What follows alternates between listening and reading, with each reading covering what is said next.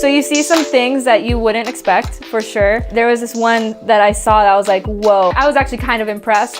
It was this guy. He was wearing like super high stilettos, like the highest I've ever seen. I have no idea how he was walking. He was like wrapped in, I guess, like tape or something, like black tape, and you could only see his mouth and his eyes. And then he had a collar on, and he was like wrapped in like Christmas garland, and he was being walked around on a leash around the whole room. I was like, that is actually kind of impressive, because I can barely walk on heels, and this guy is showing everyone off right now. Hey everybody, welcome to episode 117 of the Andrew Deitch podcast.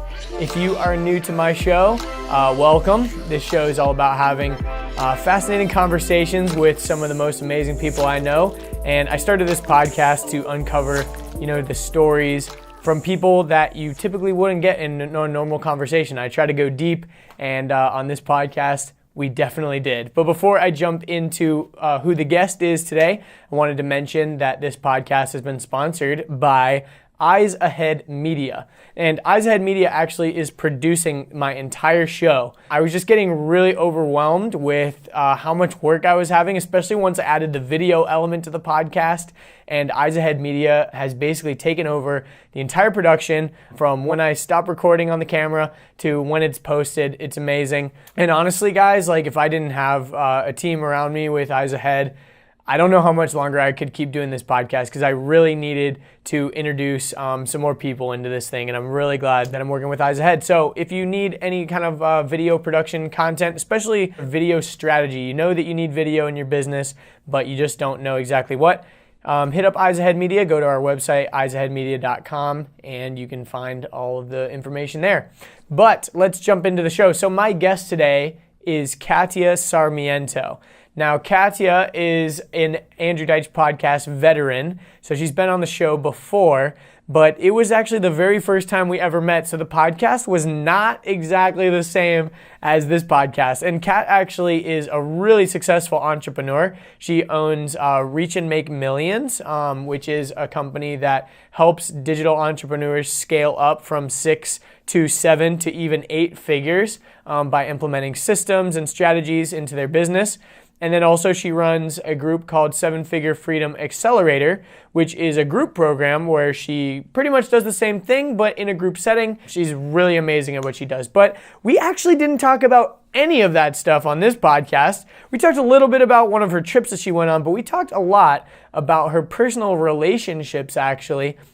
She is polyamorous, which a lot of people might not know what that means. We explain it all in the podcast, but basically, polyamorous means many loves. And she talked about how she has a long-term boyfriend, but also has other boyfriends and other people involved in their relationship. And her long-term boyfriend also has girlfriends sometimes.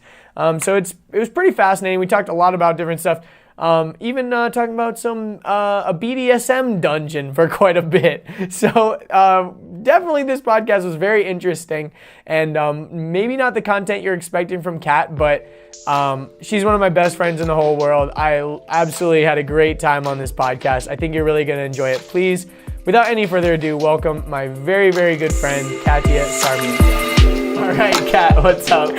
Oh man, this is going to be a fun podcast. This is going to be a great podcast. Okay, so let's just jump right into it. Yeah. Last time we were on the podcast was basically the first time we ever met. Yeah. I had seen you speak at this thing, but we didn't actually even talk there. We didn't. We didn't really address that part in the podcast. We were kind of like, oh, we met at this thing. But like literally the time when we did the podcast was the first time we ever actually talked in person. We're very different now. And it was, oh yeah, we are very different now. And like just way more comfortable with each other, and way more, just way better friends. We should have had bloopers of what was happening out there. Yeah, probably. That would totally explain. That would give everybody context. Yeah, exactly. But for people that listen to the old one, I was honestly in just such a different place in my life. And even like you were too, like, it was just like a different, it was like 18 or 19 months ago, which is pretty nuts to think about. Like, it's been a while, even though it seems like, maybe a year ago. Maybe. But it's been even longer. It's been like almost 2 years. Damn. But anyways, so Kat, we've become like way better friends afterwards. And one of the things that like you did for me was like during our podcast, I talked about how I still had a job. And after the podcast, you were like, what? you have a job? Like, we are getting you out of this job right now. And like right now I don't have a job. I'm self-employed, which is like so dope. And you just got a house. And I just got a house. And you've got consistent gigs doing what you love. It's true. That's awesome. I re-listened to the podcast and like it was the whole conversation about like why you have to wake up early in the morning. It's like, oh, because I have to work. And like you could hear my like brain just You're like what? Oh shit, I didn't think about that aspect. I didn't really. I was so surprised. You're like, wait a second, job? what even is that? Yeah, what? No, but it's actually really true because it was cool listening to the podcast before, because I also talked about how eventually I wanted to have like a team that was helping me with the production side. And like here we are in my new studio. I've got my producer AJ here behind the camera. So it's like really cool to see how things have really come full circle. Yeah. Which is super dope. That is cool. And also, since we recorded the last time, we've just done like so much together. So much shit. That was the first time I ever went over to your apartment, and then I've probably been over there like 100 more times. You practically live there, except for like recently we've both been traveling. Recently we've been traveling a lot, but which is perfect for this because now we can catch up. Exactly. So let's jump into that a little bit. So you went to Fiji. That's like the coolest trip in my opinion. Side note though, really, really quick. I haven't actually told you this, but re-listening to the podcast and like just thinking about like the past like couple of years, I'm actually really proud of you. Thanks. Because I know like you say like, oh, I helped you with all this stuff, but you did the work. And like when I presented like, hey, this is an opportunity, you can do it. Like you just jumped right in, which you do for like everything, like your podcast and like the studio and everything. And it's like, I've mentored a lot of people, just like friends, like for free or like whatever, and not like a serious mentorship, but it's like, hey, if you want this, do this, this, and that. And no one takes me up on it. No one. You're like one of the few people. So I'm like not like very affectionate. So this is my affection to you. Well, I'm really proud of you. No, seriously, that means a lot because I'm kind of the same way. It's sometimes hard for me to like express how I'm feeling about things like that, you know. Yeah. But it means a lot because it is true though, because I've even felt that it's sometimes like even with you, you know, or even with other people that, you know, I give advice to or whatever. A lot of times free advice is like taken just like any other advice. But I think the big factor for me was like when I first met you, it wasn't necessarily in a friend context. It was more like a businessy type context, and then we became friends. Yeah, that's true. I knew I wanted to be friends. Yeah. And I definitely wanted to be friends with you because you were someone that I looked up to as far as like, I mean, like, let's be real. I was like living at my parents' house and you had like this sick apartment. Like, obviously you were like making good money and like you know, seemed like you had your shit together, you know, and like you like were, you know, even though obviously not everyone's life is like perfect or anything, but you had like time freedom and you were doing what you love to do. And that was cool to me, you know, that's like, you know, should be everyone's goal, I think. So it was like really cool for me because on one hand, it was like, oh, cool, I'm like becoming friends with Kat. And it didn't ever feel like in my head, like, oh, I'm going to try to infiltrate Kat and be friends with her so I can get some business advice. It wasn't like that ever, but it was more just like, as well as respecting you in the business world, I also was like really stoked that I was like becoming your friend. But at the same time, when you gave me advice, I was like, normally she would be charging a lot of money for this advice. So I need to take it seriously. And sometimes I didn't take it as seriously as I should have. And I like look back on those times, I'm like, damn, I was kind of dumb for like not listening to Kat. Remember that conversation we had like right here? Yeah. I was so pissed. Yeah. But that's okay. Like we all make mistakes, and I've gotten bitched out by my mentors. Yeah. And like even just this weekend, I just came back from LA because I was with my mentor, and I was just saying is this like I'm cursing a lot? Can I curse? Okay. You can fucking swear as much as you goddamn fucking want. Damn ass rock. That needs to be in the show notes. Damn ass rock. Damn ass fucking stupid ass rock. But like I was saying some stupid shit and my mentor's like, no, you're being stupid right now, what are you saying? And so like I think we all need that sometimes. Yeah, but also I think because you guys are my friends, like really close friends, and I give like more shits than I would anybody else, I was livid. I was like, I am like going to strangle you guys. Like, and we were also kind of just sitting there like, we're so fucking dumb. Like, we are so dumb. I feel so dumb. But you know what? Our friendship grew that day. But honestly, that's like even like Richard has it on his wall, like happiness equals reality over expectations, right? So like you can't be unhappy if you don't ever set any expectations of what it should be, because the reason why you're unhappy is because you think it's going to be one way and then it turns out another way.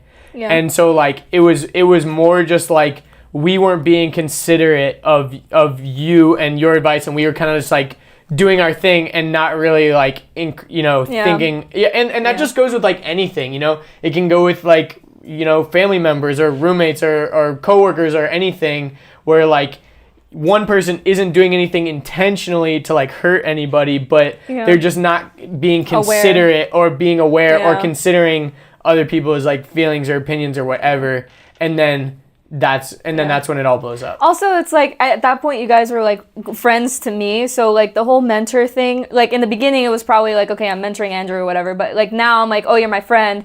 So my mentor hat wasn't on. Like if it were a client and they messed up like that, I'm like, okay, well, I've been doing this for years. I have the roadmap in my head. I'm lining up the steps to them. They didn't listen to my steps. Yeah. I have to tell them the consequences. Just for context, we're not like giving anything away here, but it was because like me and Kat and Richard have all been working on Wheels to Walking stuff together. And me and Richard kind of went off on our own and like weren't considering Kat. Didn't let me know what was going on. We basically like launched prematurely, which like derailed a bunch of Kat's and stressed plans. You guys out way more. Yeah, you guys were so stressed. Yeah, and I felt bad because I was like, this did not need to happen. Yeah, it totally didn't need to happen. It was kind of ridiculous, but at the end of the day, I think it was a big like wake up call for me and Richard, anyways. And then also, the other thing that I was going to say is I actually thought about this recently when like this whole James Charles thing like blew up. I don't know if you like heard about the whole drama, but like basically like James Charles' like mentor who like kind of brought him up, her name is like Tati Westbrook or whatever. She had like a competing company that he promoted. He promoted their competitor, and it was like he didn't necessarily like do anything quote unquote wrong, but it's like it's messed up. Yeah, it's messed up that he like would just like straight up promote his like mentor's competitor. There's other stuff that he did, but there's other stuff it's a long story. But anyways, yeah, exactly. People, there's unending videos. There's literally thousands of videos all about that right now. Avery showed me. Yeah. Avery Ford, episodes number whatever, you should memorize all of them. 60 something, 70 something, I don't know. I used to know the numbers like pretty good. Yours is episode 58. Oh, see, I don't remember numbers like that. Yeah. And I saw it today, too. It's mainly when I just write it down or I can see it in my head. I can't just, like, remember, like, dates I'm really bad with. I'm dyscalculic, so, like, anytime you give me numbers... You're what? It's like dyslexia, but for numbers. What is it called? Dyscalculia. Huh. Yeah, so, like, I'll mix up numbers all the time. New word. Dyscalculia. Dyscalculio. That's pretty not very coolio that you have dyscalculia. All right, and this is the summary of our friendship. Yes. Okay, so let's get back to it, though. So I really do appreciate the compliment, though. That means a lot. This should be called the ADHD podcast. Yeah, there's actually another podcast called ADHD with, can't remember the dude's name, but I listened to it. It's pretty good. But I think it was kind of a cliche name, though, just like ADHD is like, ooh. Well, I found this Instagram account that does doodles for ADHD. And that one you posted today was amazing. That is so me, though. It's so me. But the one that applied to me the most was following through on a project with no external deadlines. Mine is like starting ideas or projects, and it's on the low of difficulty, but actually finishing them or going to sleep at a decent time. Yep. Like, no. Mine, okay, this is a great example, the podcast. No external deadlines. Like, no one is like, I mean, let's be honest. There's no one like out there like clamoring, like mad that I didn't post an episode, because I posted so many in the beginning when I had a small audience that people that are just now finding my show there's enough episodes to go back. Yeah, there's a lot to binge, exactly. Yeah. And it's not like chronological where you have to start at the beginning anyways, but it's... Except for mine. Yeah, exactly, except for yours. But it's just one of those things where, if I don't post for a while, the only person I'm letting down is myself. Yep. And sometimes that's not enough for me. I'll let myself down all the time, but... I don't have a problem. I have a really hard problem letting down other people, but when I'm letting down myself, I'm like, eh. I know. I have to like put it in the calendar of like, this thing is due because in 2 days you're going to talk to this person and you need to be prepared for it. And you're going to freak out for 2 days if you try to do this last minute. So. Yeah. Also responding to emails and text promptly or whatever. That was one of them too. And I'm like, I'm the worst at that. I'm the worst too. I've had an but email in my... I'll spam text you yeah. until you answer. Or I'll spam call you. Like when you didn't pick up last night. My thing is when you have me on Do Not Disturb.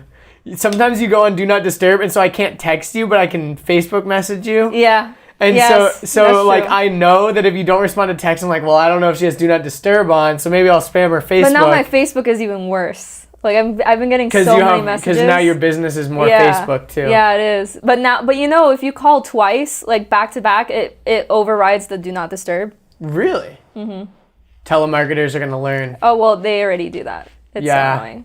LA Fitness did that. They called me like 4 times in a row and left me the same voicemail, but 4 different people. I'm like, you guys, I will ring you. I'm just out of town right now. Jeez, that's ridiculous.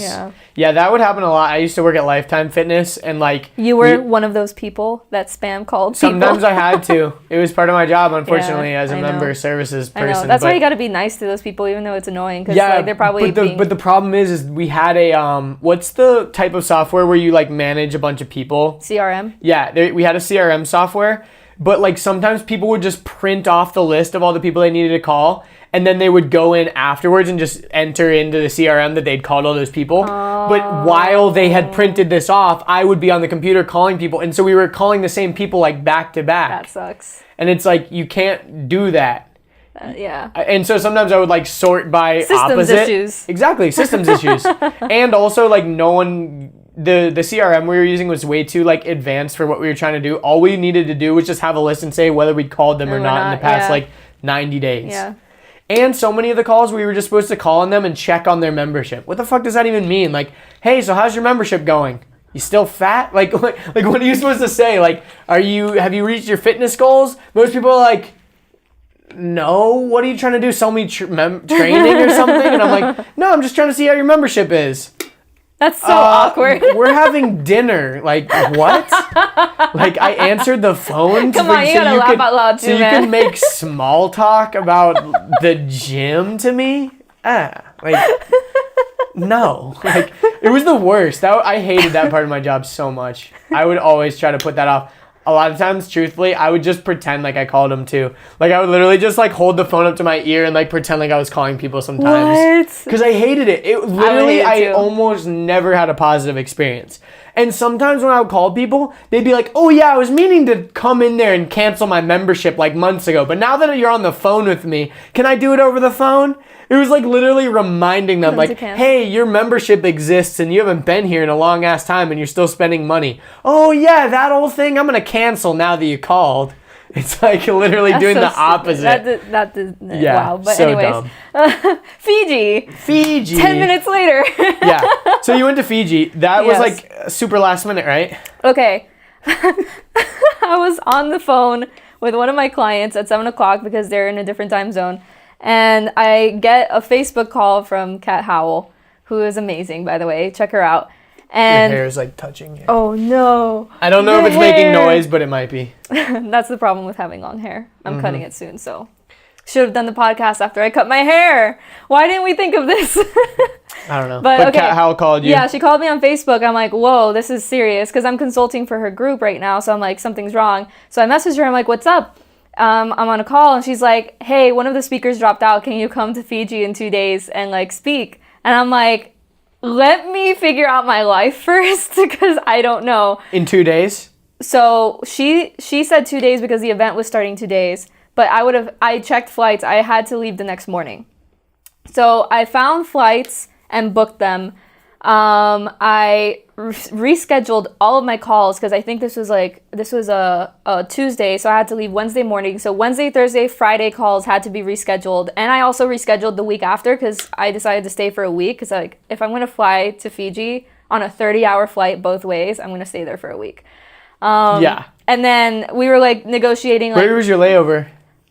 We did, it was Atlanta to South Korea, I think. Whoa, all the way there? Yeah, it was Atlanta, and we went like north. So we went Atlanta, South Korea, Fiji, and on the way back it was Fiji, South Korea, LA, Atlanta.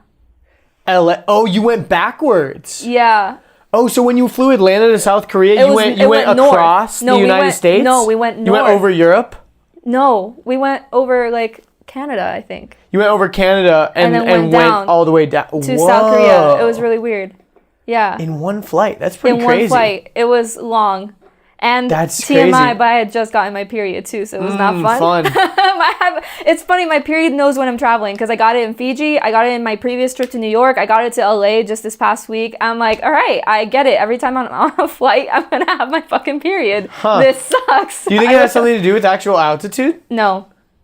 It's just my cycle. And I just happen to have trips right on my period. It's just every 32. Well, you know, most event planners plan their events around your cycle. So all right, okay. Yeah, I've talked to a lot of big event planners recently, and they're like, well, we were going to have it this weekend, but we checked Kat's cycle. Her cycle calendar, and it's just not going to work. If you want to see what my cycle is, it's on my Fitbit I knew you had some sort of software tracking it. Of course I track it, yeah. I knew it, because you track everything. Yeah. But I guess it's good because I get to like sleep on the plane or something. I don't know. But you know what? I took my heating pad and I forgot that I got the converter, but the converter didn't take care of the voltage issue. So I destroyed my your heating pad. Blanket? Mm-hmm. Oh, that sucks. Yeah, I had to buy it. Did you have any bananas? No. Oh. Actually, I didn't, but it was like past that point. You know my itinerary for periods. This is kind of awkward. Literally. I'm like, did you have any bananas? Oh, did you have any ibuprofen with you? Did you have any water? Oh, your heating pad. Damn, I know you always like to use that. I know, yeah. You've been around me long enough to see me in my PJs and heating pad and tell you to fuck off because I'm on my period. So this is accurate. Oh my god. Your Marvel PJs. Yes. Or Star Wars blanket. The Star Wars blanket and the Marvel PJs. Those are my go-to. With either a Thinkific shirt or a ConvertKit shirt. I'm trying to dress nicer up top now because I'm on camera more and so I'm like, you know what? Let me try to be presentable from the waist up. Yeah. And nicer. So I've been buying nicer clothes, nicer tops.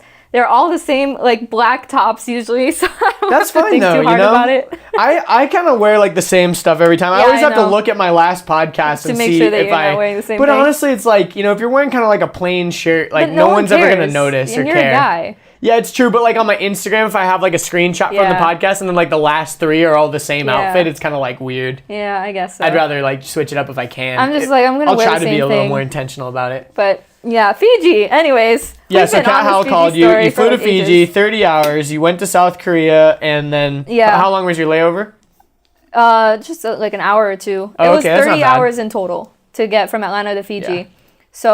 So we left Wednesday morning and got there Friday morning. We were late. The event had already started. Wow. So you left on Wednesday or Thursday? Wednesday morning. Wednesday morning. And since you're flying Friday morning. Forward in time, essentially. I think so. Yeah, it was so confusing. You lost an entire day. I lost an entire day, but I gained a day. When we came back, it was our 51-month anniversary, me and Gabe. In the sky? In this, it was for 2 days. It was our 50-month anniversary because it was the night that we were there in Fiji, and then the morning we went on the flight, and then we were in South Korea, so time went back.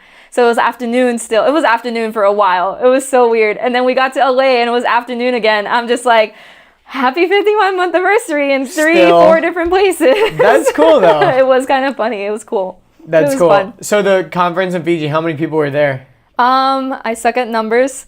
Oh, but it wasn't thousands. It was it was 100 or something. It was an intimate event because it was Kat Howell's clients. Maybe 20 or 30? No. Oh, okay. I think it was a little bit bigger than that. With the beach. I saw the beach picture of everybody. Yeah, there you go. I think it was maybe 50, okay. Maybe a little more. I don't know. Those I'm kind of bad with crowd numbers too. Weight, age, numbers, stuff like that. I can't do. Even if I tried to count the room multiple times and I just couldn't. I didn't know if it was a stat that she was I'm so glad that we got 100 people here or whatever. No, it was for clients. And that's cool. It was a very intimate and spouses? Event.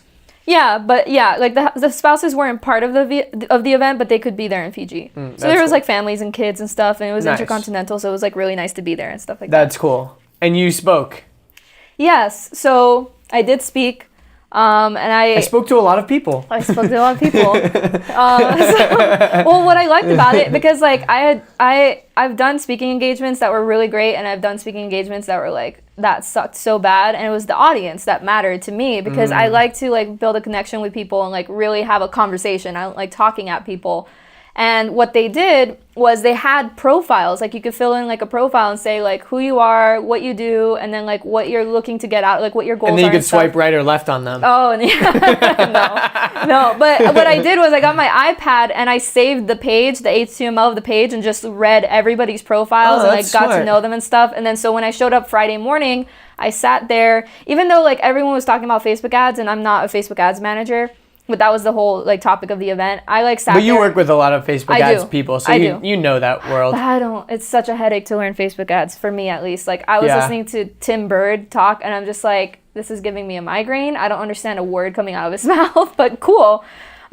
Which is funny because you're pretty technical about certain things. I am, but there's CBO and some, I don't know. I don't know. Just follow Tim metrics, Bird. He's a genius. It's like a lot of acronyms. Yeah, and a lot of numbers. So if you're Coolio, you don't. Oh yeah. So it doesn't work. What's the thing again? Dyscalculia. Oh my god, that's so bad. But okay. So I just sat there and like got to know everybody, and I had been doing calls for the group, so most people recognize me with my purple hair because I stand out. And I was just talking to people. So I spoke on the second day, I think, or third day. Like honestly, the timeline's blur in my head. But I spoke. Well, no, you know what? I smoked a lot of weed, and then I got up on stage, and that was good. Well, no, I'm remembering. The first night they did a dinner, and that's when I started the naughty table. And then I think I spoke the next day, and then that night we had another dinner, and I think, or maybe it was the third night that we did a panel, and Akbar Sheikh ended the panel by singing. When you said Akbar, I was thinking of the cat. No, not the cat. The actual person. He sang? It was a really weird question that I figured it was kind of directed at me, because it was like a sexual question, and that like it was like, how do you scale sexual failures? And all of us were like, how do we answer this?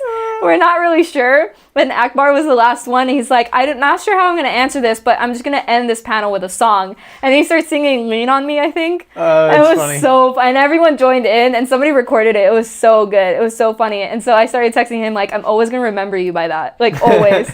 That's funny. But yeah, so I spoke, and like, I had built a connection with everybody. So I actually built my slides during the presentation before mine.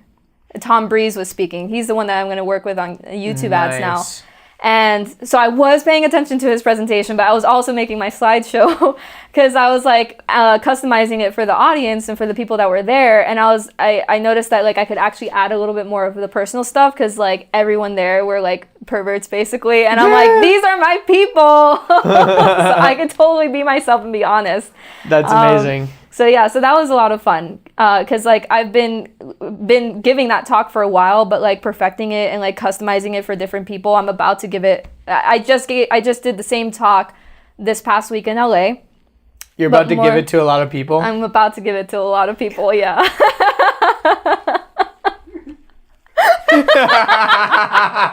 Wait, let's give him a mic so that we can have those little chuckles. I know. You'll probably be able to hear AJ chuckling in the background a little bit. But yeah. So I'm about to give it again to a couple of more people. Nice. But yeah, I really enjoy what I do, and when I'm with a group of people like that, it's a lot of fun. And Kat Howell is like actually, I was coming over here to Richard's house when I first was on the phone with her, and I was like, oh my god, were you there for that too? When JR and a bunch of other people came over and we watched Your Name? You weren't there. I wasn't there, but I think that was during your it was like right after the not the 7FFA event. It was the second time that JR came over after that. And it was I wasn't event. there. I think I was gone. Or was it before my event? I don't know. I don't remember, but I remember you guys talking about that JR night. came over, and then my polyamory stuff came up, and he's like, I didn't know this, and he's like, you need to be friends with Kat Howell. I'm like, why? And he's like, because she did a live stream about an orgy that she had, and I'm like, okay, I still need to be friends with her. So then I messaged her And I'm like, hey, it sounds like we need to be friends. And what's funny is I had just gotten tagged on one of her posts where she was asking for speakers for Fiji, women speakers specifically in like systems and stuff. So I'm like, hey, we should talk about the speaker thing, but also like JR says we need to be friends.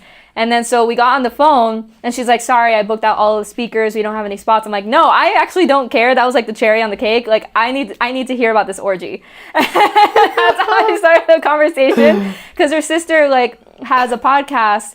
And it's like, they actually interviewed me about polyamory on that podcast. And like, we just like, I really enjoy talking about that stuff. Yeah. So it was like, that was the basis of how we met. And then we got into like the systems, and I started consulting for her group, and I did a training and stuff like that. And then she asked me to speak and all that stuff. So I like that in her community, I can mix both sides of me, like the business and like the personal fun stuff. So that's cool. Okay. So for people that are listening to this and they don't know what polyamory even is, because I think a lot of people are confused. Like the first time that I remember you were talking about it to me, I was pretty confident I knew what it was, but I wasn't 100% sure.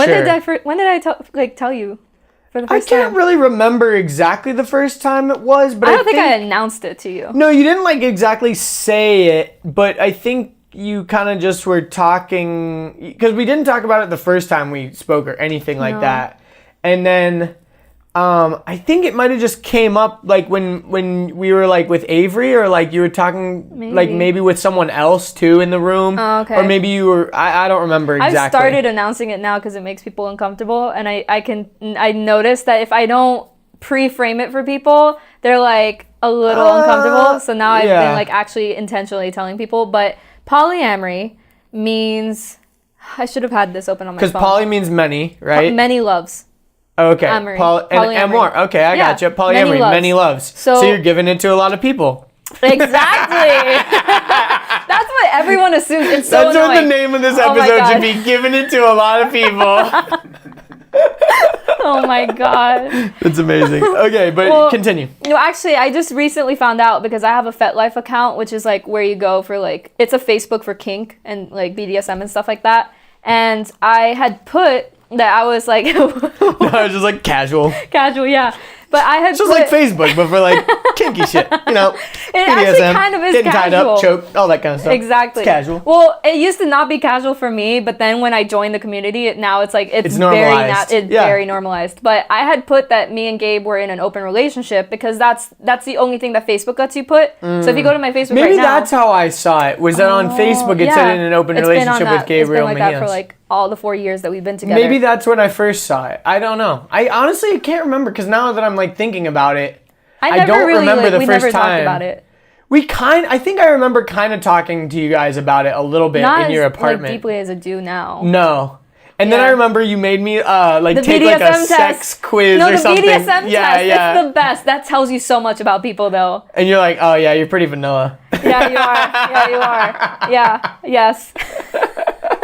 You don't belong in FetLife. Just kidding. Anybody can be on FetLife. But like, oh my God, what was I saying? Because I started 3 different conversations. You were basically saying you had it on Facebook. I had it in open relationship, because that's what Facebook has. But then there's this website called morethan2.com, and they have a glossary of all of the terms. And I found out that open relationship is where like you can go outside of your relationship for sex, but sex only, not emotional connections or relationships. And I was like, oh, actually, you know what? Gabe and I don't do that. What I thought open relationship meant was that it's just open to whatever comes up, even like other relationships and other connections or sex or whatever. And so I was like, I totally got it wrong. So now I feel like a lot of times the open relationship thing is like don't ask, don't tell, sort of like. I don't like that. Yeah, and I know that you're not like that, but some people are like, as long as I don't know, I don't care. Yeah, exactly. You know? Like I don't want to know. I don't want to meet them. Like if you go and fuck someone else, like I don't care, but like just go do it on your own time. Yeah. But you're totally not like that. No, we're not like that. We tell each other That's like the everything. opposite. Yeah, we tell each other everything. That's like the literal opposite. So keep going. If you ever want to like find out some interesting things, go to morethan2.com, and then on the right hand side scroll down to where you see glossary. I actually went through it. I was like, I'm learning a lot right now. So, because so compersion is one of the things where it's like you feel joy when your partner feels joy being with somebody else or doing something with somebody else. I'm probably not saying it as well as the definition, but... When your partner's getting cucked, you feel joy. I'm just kidding. Somebody posted on Facebook about cuckolding and like saying that no real masculine man would do that. And then there was just like... it was a really bad comment thread. Like it was exhausting for me because like we don't do cuckolding at all, but it's not our thing. But I know it's the thing for other people. And being in a BDSM kink community for a while, for a couple of months now, I'm like, I've seen some things that I never really wanted to see and never thought I would see. But I'm like, you know what? They seem to be having a great time. And that's the thing. As long as you're enjoying yourself, no one's getting harmed, and I don't have to be involved if I don't want to. Exactly. Like, whatever happens behind closed doors, like I don't care. As long as it's consensual, because because I go to a BDSM dungeon and their rules are like very, very like consent first. The word dungeon is just I know. And then the website. It sounds like you like go to a castle and then you're like there's like a doorman and you're like dungeon please. Like you like take like an elevator with like rope and stuff and they're like lowering you down into the dungeon and you get there and like everyone's wearing like armor or something. You know what though? The first time we went, I was so scared. I was so nervous. Like I almost didn't go, but they had a munch, which is basically a lunch. A munch. You can look this up. It's just like a very vanilla lunch in a public place. You don't dress up. You don't you don't like really try to make yourself like crazy out there with the BDSM thing, but you know you're all there because of that same topic. That way you can meet the community before actually going to a dungeon or to a play party. And so they had a play party. We went to the Mellow Mushroom. We sat apart from them the whole time because I was way too nervous for some reason. Because I've been criticized and judged for this from like ex-boyfriends and like friends and family. So I was really scared to put that out there like that with like a community because I wasn't sure what it was going to be like. But so they were all meeting and you were just eating separate and you're like, they're over there. Should we go over there? Yes. I don't know. Yeah. And oh my God, that makes it more awkward. It was Gabe that dragged us up to them. It's like, hey, we've been sitting over there too nervous to come up. Hi, I'm Gabe. This is Kat. Like, no legit. way. Yeah, it was Gabe. Good for Gabe. I know, right? Nice. And then they ended up convincing us. There was this other girl that had just moved that day. And she was like, yeah, I'm going to the play party. Would you come with me? Because I don't want to go alone. I'm like, okay, that makes me feel a lot better to be going with somebody else that has never gone before. So we went. It's in the middle of like almost not really in the middle of nowhere, but like it's like in this warehouse area where I'm like, we're going to get murdered. We're going to get killed. This is a dungeon. And then you walk in and it's like all dark. And the website's like all black with like white text. And like, it's just like, not the most welcoming thing at all, but the copy on the website is welcoming because they're like consensual. We're good with newbies. We're always welcoming. Like talk to us, whatever. But you had to like sign these forms and you have to like pay for a membership. And it was like a specific themed party. It was like a Christmas party. Is it operating under weird? Because I know with any sort of like sexual business, there's a lot of like red tape with that kind of stuff, right? Like. What are I mean, not that this is like illegal. It's not illegal to like go do this, but like, were you worried about any of that stuff too? No, because like they were like the forms were pretty clear, and I knew that it's been an established business for a very long time. And it also isn't. It's a long-standing dungeon. Yes, it is. And also, this dungeon was built in medieval times. This dungeon has withstood the test of time. That's why it's still called a dungeon. Otherwise, it'd just be called a room. The room? The room, yeah, the room. Well, also, like, I knew it wasn't a swingers club. I'm more nervous about swingers club because it's kind of like you just go there and, like, fuck, from what I've heard. I feel like the dungeon, it was more about, like, the BDSM more than having sex. And so, literally, like, when we went... I've been going since Christmas. I've only seen people having sex maybe 2 or 3 times. Really? Yeah. It's more about like enjoying the BDSM stuff that you can't do at home because you don't have like the furniture for it. So they have the St. Andrew's cross. They have like a web. What's the St. Andrew's cross? Just the cross. You know the Bolton. Well, you don't watch Game of Thrones. The Bolton cross. It's literally an X up against the wall that you like can tie somebody in an X and then whip them. Basically. You would probably enjoy watching everyone. Mainly just because I'm like just curious. What do you I'm get just curious? As Exactly. Hell. Me too. I like. I'm also like very voyeuristic too. Yes. Like I'm weird about like that. Like you would kind of enjoy there. like. No, watching, but like I don't know. The first times we went, we were too nervous to like do anything, so we just watched people. And sometimes we go just to watch because like there's a lot of people doing rope suspension, so it's like literally hanging somebody up with rope. And it's so... Have you ever seen people do the hook thing? What hook thing? I don't think this is like part of that, but they're like literally they like hook people's skin and they hang by the hooks. No. I feel like that's like another level. There is a room where you could do blood play and stuff. It's a medical room, and then there's a shower for piss play. We avoid those areas. So you see, not for you, not for me, not for everybody, but some people love it, and some people are doing it, and we just don't. The way that I equate it, like you said, it's like a place where you go do the things you can't do at home because you don't have all this equipment. It's like joining a gym. Like you can do some push-ups and stuff at home. You can get a decent home workout, but you can't. I mean, you can buy a treadmill. You can buy some of the equipment, but it's expensive. If you want to get a good workout, you got to go to the gym. And same but thing also, some with people the have BDSM families. stuff. Some people have kids, and they have to hide that from. That makes a lot of sense. And so they have a play party every weekend. They can't work out in their home because they can't let their kids know they're trying to live a healthy lifestyle. They got to sneak off to the gym and work out in secret, and then come home and be like, "Oh yeah, I just." Well, but also you get to meet people at the gym and connect with them. That's true when you have a community. Well, but that's the cool thing about it, because I have met a lot of really cool people, and it's like, again, very consent based. So they teach you how to negotiate scenes. So what you do is a scene. And so like I would come up to you, like, hey, would you like to play with me? Would you like to do a scene with me? And then we'll discuss what we like, what we don't like, what the boundaries are, what is okay, what's not okay. And then we'll do a scene. Like, how do you know when a scene has ended? And then you do the scene with the person, and then you can just play with multiple partners that whole night. And like they usually start the party at 7 or 8 with a class. And so they'll do like rope classes, like how to tie rope, or like how to do certain things like fire play, the violet wand, which is like a wand that like shocks you or whatever. There's like an electric chair. It's really interesting. Well, have you ever done it? I one of my friends that I met there like just kind of touched me when he was on the chair, and it zapped me, and that's all I've tried because I was too scared. But I do want to try it. What do people wear in the dungeon? Okay. So that's what I'm just trying to imagine Gabe, what he's wearing. This is what I'm imagining. I'm imagining Gabe wearing like a leather jock strap or something like that, like a leather like loincloth. If you want him to wear that, you can buy it for him. Or like a harness with like the thing with like assless chaps or something. Oh my god! And a strap on. Turn. Okay. That's what he's wearing. Why would he need a strap on? For stamina. He has stamina though. This is way different than our first podcast. Really way different. This is great though. This is hilarious. What I wear to the dungeon is exactly what I'm wearing right now. Really? Yeah. No medieval armor? No, unfortunately not. I don't have any. The word dungeon, I still can't get over it. But Gabe usually wears black jeans and a black shirt. Typical dungeon, good colors. Good colors. Most people are like some people wear clothes, like regular clothes. Some people are completely naked. Some people dress up in costumes.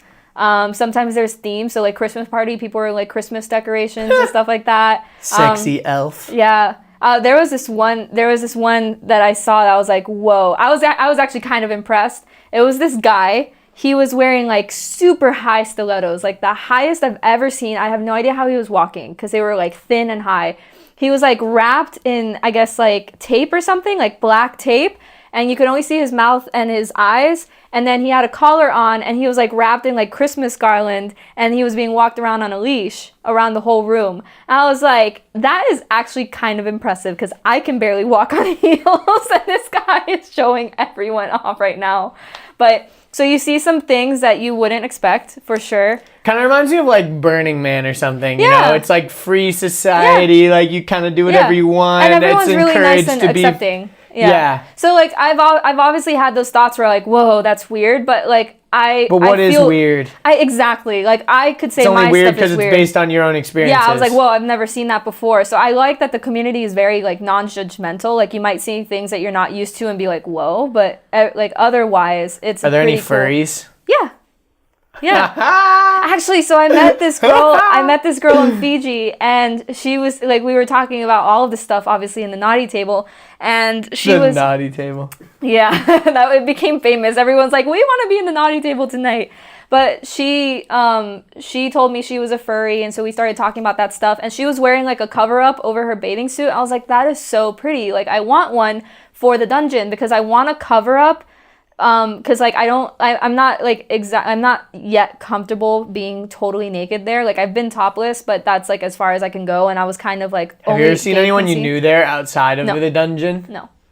Would you be weirded out? Maybe. Would you be weirded out if I like showed up one day? Yes, I would actually, because you're a voyeur, and I would not want you to watch me at all. I feel so uncomfortable. Also, camera's not allowed, so that makes me feel better too. Yeah, but I was about to joke that you would have a camera there. That's actually really important. Yeah, there's lockers and stuff. Like there's rules that you need to follow. Like no phones, no cameras. Like you don't use the bathrooms for anything sexual. Like just go to the bathroom. There's a cafeteria area for food and water and stuff, and like keep the stations clean. Like you see people like there's like cleaning stations, and you see people really like cleaning stuff up afterwards. That's cool. So it's actually really cool. But like if like Richard and Jalila came, I'd be okay, but we have to set boundaries. Like Avery came with us, and so we set the boundary. Like if me and Gabe do a scene, we don't want you to be around and watch. So like just go off. But we've also made friends there, and I started to realize that I can't control who watches, and I just need to get over like my own fears. So like we try to do scenes more later in the night where it's emptier, but like we have friends now in the community that know us and stuff, so they're going to see. Yeah. It's just But you met through that, so it's not like you were like knew each other from the normal world and then you went to it together. But I probably have to get over it. But you can set boundaries. Like everything's about consent there. Yeah, I was just curious because that is an interesting thing, because it's kind of like one of those things where you go there because you don't really want to. Yeah. You want to do something that you wouldn't do in real life. Yeah, in real life, I guess. I don't know. Yeah, so, but whatever. So she had the Coverup, and she's like, oh my God, I have the perfect thing for you. I'm going to send it to you. And I was like, oh, okay, cool. And I kind of forgot about it. And she actually sent it to me. And it's like, it's purple. It's so perfect. It matches my hair. It's like a really pretty Coverup, and I'm like so excited. But I haven't been back to the dungeon since. I haven't been able to like wear it. You gotta go back to the dungeon. I know, I gotta go back. But yeah, that was a really nice gesture from her, and it was just, it's really, because I see all these girls wearing nice things. I think that's why I've been starting to dress up a little bit more, because I'm like, all these girls are wearing really pretty things, and I'm just in my fucking ConvertKit and think, even though I love ConvertKit and Thinkific, I'm wearing the same shirt all the time. I am going out more too. You normally are a hermit. Home. I know. So I'm like, okay, I'm inspired by the people here. I gotta get my shit together. I can get a better wardrobe. So yeah. That is true how that works though. You like start hanging out with other people and you're like, shit, I need to like I'm starting to feel more comfortable too, like in my own body, because like I've seen many different body types. Seriously, you look really good right now. Thank you. I can tell. Appreciate that. Seriously. Oh my God, that's so sweet. Seriously, because I know like you have been like really on top of your diet and everything. Yes. I mean, obviously you have like your chef that cooks for you and all that. I stopped working out, but I still feel pretty good. Yeah, but you were working out like really hard. I was. Right? Yes. Yeah, I stopped because I got sick, and then I started traveling. I'm like, okay, I need to like get back to like balance. Yeah. But also the thing is, like, I've seen many different body types, and I was like, wow, they're sexy. Even though it's not the body type that I would be attracted to, like just seeing them enjoy themselves and just like express themselves in that way, I'm like, that is sexy. And like, that is really my idea of like body sexy was really like morphed into like this terrible thing. So I was like, okay, maybe I need to. I've grown personally going to that community more than I thought, actually, now that I'm talking about it. Because like it's really opened me up and pushed me out of my comfort zone and gotten me to realize that like if you join a very accepting community, then you can actually start to like I hadn't before, so I felt very closed up about these things, and now I've noticed I've been more open about it and I've been talking about it more. Even if some people are uncomfortable with it or not accepting, I think the more people that talk about it, the more normalized it will become, because it did for me.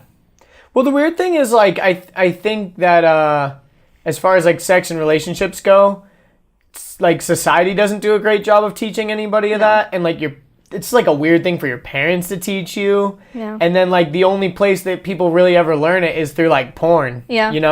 And like porn is totally like not real. Like either it's like totally fake, like situational, like, oh, sexy gardener, or like, like, oh, Mr. TV repairman. The lemon stealer. Like just like the lemons. The lemon stealer. Yeah, that's a good one. Show notes. Yeah. Adding the link to the lemon stealer. Not like I've told some people about this. I've been polyamorous since middle school. I just didn't know what polyamory was. So okay, let's like back up a little bit more too. So we've been talking about like Gabe and stuff. So you have a long-term boyfriend named Gabe. Yes. Right? Is that what you'd even consider him? Long-term boyfriend? Yeah. Yeah. And he lives with you. Yes. You guys live together. Yes. He lives with you. He not lives the other with way me. around.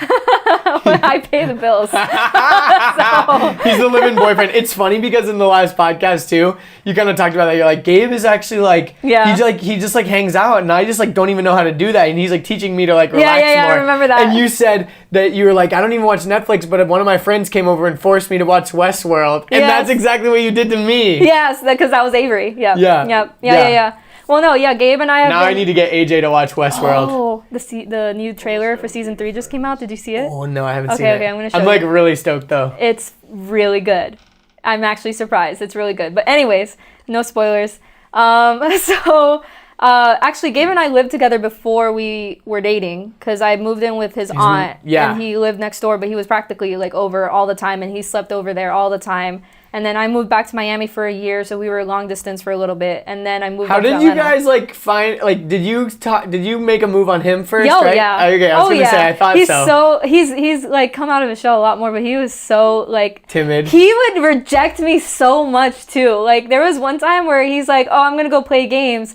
And then he just like walked out of the room, and I'm like, we were just like in mid conversation right now, and you're not inviting me to your house to go play games in your bedroom, next door, which is right next door, in your bedroom alone.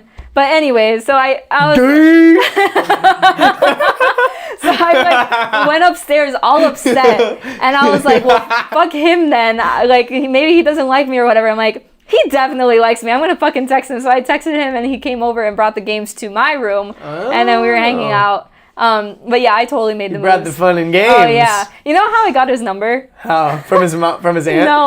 No. Pokemon was on the TV because his nephew was like watching Pokemon. And I'm like, I brought some stupid shit up, I think, about, like, I don't even remember. I think it was, like, I'll text you my favorite Pokemon name. Give me your number. No, I think it was, like, a quiz or something. I think it was a quiz, like a personality test. I think it was a personality test. And I'm like, let me send you the results. And then, like, I kind of, like, texted it. I got his number that way. I was like, I got his number. That's There was actually one time where when we were back living in Kennesaw and he was working, he met this girl and he was telling me about it. And I'm like, she totally likes you. And he's like, no, she doesn't. I'm like, trust me, I'm a girl. She likes you. If you come home tonight and you don't have her number, I'm kicking you out. Like, you're not sleeping in our bed tonight if you don't get her fucking number. Because I know how you were with me. You didn't get my number. You're not going to do this shit again. And then so he comes home. He's like, I didn't get her number. I'm like, God damn it. Seriously? And he's like, but she asked for my number. I was like, why did this happen again? That's so funny. Or actually, no, I don't think it was the first night. I think actually he came home and he didn't get her number. And he was like all upset or whatever. I was upset. I'm like, how could you do this? And then the next day I'm like, okay, you definitely have to get her number this time. And then I think that's when she got his number. And I was like, are you serious? Like, you got to make the move first. But yeah. But he's like very introverted. I'm very extroverted. And I'm like that. Like I'll just go. Like there was this waitress that I had a really great conversation with, and when I left, I realized I wanted to be her friend. So I called the restaurant. I'm like, hey, that girl that was waitressing us. I don't even remember her name, but we were talking about Pokemon Go. Can I talk to her, please? I'm like. And she gets on the phone. I'm like, hey, you were really cool, and I kind of want to be your friend. Can I have your number? And it was the weirdest thing, but we were like actually really good friends. That's funny. She moved to Hawaii though, so. Ah, what a loser. No, I'm kidding. Hawaii's nice. No, that's what are you cool. talking I'm joking. about? That's amazing. I would move to Hawaii. Actually, I don't know if I would move to Hawaii. I wouldn't. It'd be cool to move there for like maybe a couple months. Yeah. But not like permanently. I wouldn't even go for a couple of months. Really? I got burnt there. It's like really hot and humid. You're from Miami. Exactly why I moved away from Miami. I like Atlanta a lot though. My godfather, I'm hoping is moving from Hawaii to here. How long have you been in Atlanta now? Like 3 years, 4 years? Yeah, 3 or 4 almost. 3 years, because I lived in Miami for a year with Gabe, because we've been together 4 years.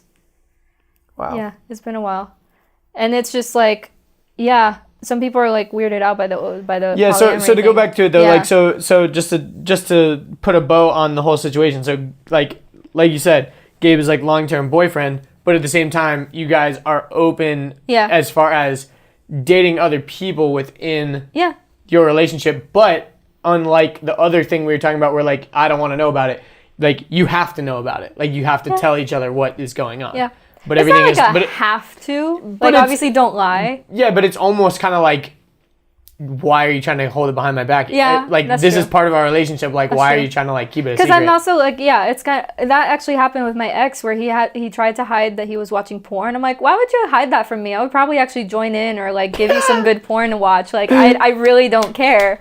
You know? I'll make some for you. Oh yeah. Oh my God, no, God forbid, no. That's funny. I can barely get on camera for my business. Can you imagine me filming a No, I porno? cannot. Like, you remember that fucking BSL? Like, how I was like, oh, okay, you guys, this is gonna suck. Okay, I have to show you the bloopers from that. No, please don't. Oh It's my amazing. God. Really? There's this one part you're like, oh, I'm sweating. We can do this. I can do this. It's so funny. And then at the end, you're like, whew, I'm done. I need a banana. It was so funny. It was so funny. I actually kind of need to see that. You do need to see it. It's really funny. I smushed them all together too, so it all goes together. It's hilarious. Oh my God. It's just all the bloopers, and you're just like, oh, I don't want to do this. I don't want to do this.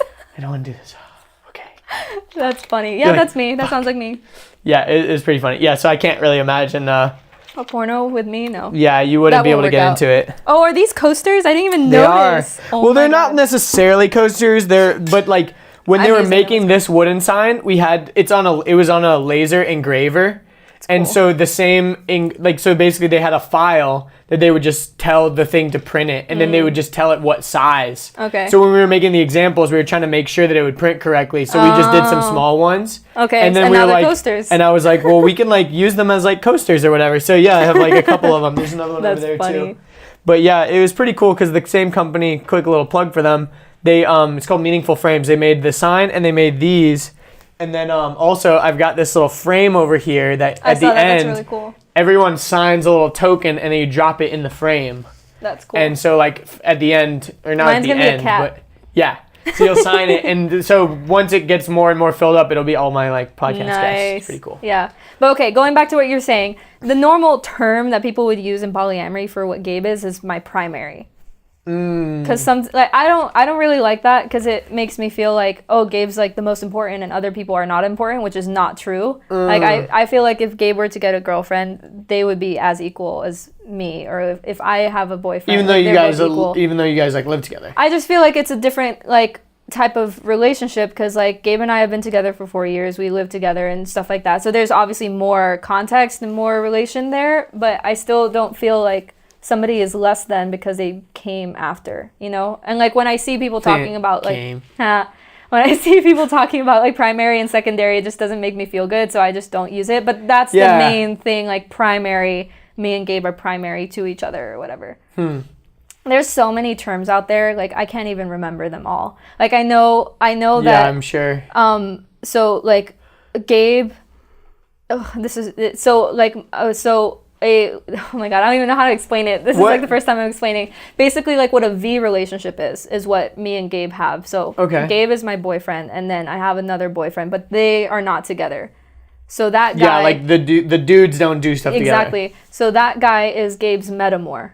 I literally just learned Metamor. this. I know. Sounds like French. But it's kind of like paramour. I had heard paramour because I had heard like of guys having multiple girlfriends. It's like, oh, this is my wife's paramour. Or like, this is my paramour. I just thought it was the name of a band. I didn't know it was the... Yeah, that too. But no, it's spelled very differently. Oh, really? It's spelled differently. See, when you said Paramore, I'm like, No, oh, it's true, a thing. True. I was it's just a band. Well, it's spelled differently, but it is a thing. So Paramore. Exactly. That's probably how people pronounce it too. Paramore. That's amazing. So yeah, so there's like a lot of technical terms, and I realize if you say a term, people are gonna take it literally, and like, so yeah, I guess so. Especially like talking to other poly especially couples. They're not. Yeah. Because my mentor was I found out, I think she's in a poly family or a poly group. I don't even know. And there's like poly marriages and like polywogs are kids. Polywogs. Polywogs. I thought that was a funny. Pokemon. I'm like, wait, that's kids. No, but a polywog is like a real thing in real life, though, that? isn't it? Because polywag is the Pokemon. Yes. Oh, yes. And a polywog is like a real animal. I think it's like a salamander, Really? kind of. Well, that's... Jamie, look that up. Just kidding. You know, Joe Rogan always says, Jamie, look that up. Well, no, but polywog, I think, is a real animal. I could be wrong. Well, polywog is a Pokemon. Yeah, it is anyway, a Pokemon. it doesn't matter. But polywog is like the kids that's of funny. the polyamorous couples, I guess. Yeah. And then there's this whole thing about like, you know, like the health, like the Medicare or whatever, medical care, and like the marriage and stuff between poly couples. I've done a lot of research ever since I joined Okay, because that was my next thing. Like, what happens? Are you against marriage? Are you for marriage? Like, what's your stance on that? Because like, I am assuming you want to have kids at some point. I do want to have kids. Okay, so like, what's the dynamic of that? It's kind of interesting. Well, like, here's the thing. I've asked like a lot of people. Like, I was talking to my mom. I'm like, why should I get married? Because it's just a legal thing. I know. Unless like I have kids, and I'm not having kids for another 8 years because I'm not taking my IUD out anytime soon. Have you frozen eggs or anything? I'm actually I bought a hormone test to do, and I might freeze my eggs this year because this is the last year I have health insurance under my dad. Huh. Because I'm now 25. So I'm like, I might as well take advantage of the insurance covering, like they won't cover everything. It's like $6,000 for a round of freezing eggs, but then the insurance will cover the medicine, which is like $2,000 to $5,000. What kind of medicine do you have to take? Is it super painful? No. Or no, they overstimulate it or something? I think so. Yeah, and it's in New York, and I'm going to New York in September, so I'm trying to see if I can make it happen like that. So the question is, where do they store them? And what if that business goes out of business? Well, they do have a storage that has been in business for a very long time, and you can pay for the storage, and if something happens, you can move it to different storage and stuff like that. Huh. I've done a lot of research about that too. Because I was always super curious about that. Why? Because I'm weird. I think about dumb stuff. Because I think we're about both very curious people too. No, because I mean I've just thought about it. Because I'm like, where do they freeze? It's not like they can freeze them and then just store them in the cloud. You know, It's not like software. We're like, oh, we'll just deep freeze them and they'll be stored on the cloud forever on multiple servers and there's backups. Like it's not like that. They're like literal physical eggs that have to be frozen. I know. Well, yeah. So it's like ice cream. I think I do want to do that this year. Oh it's my like god. Dippin' Dots when they unfreeze. Yes. They get screwed. Let's just put it in your dad's Dippin' Dots. Yes.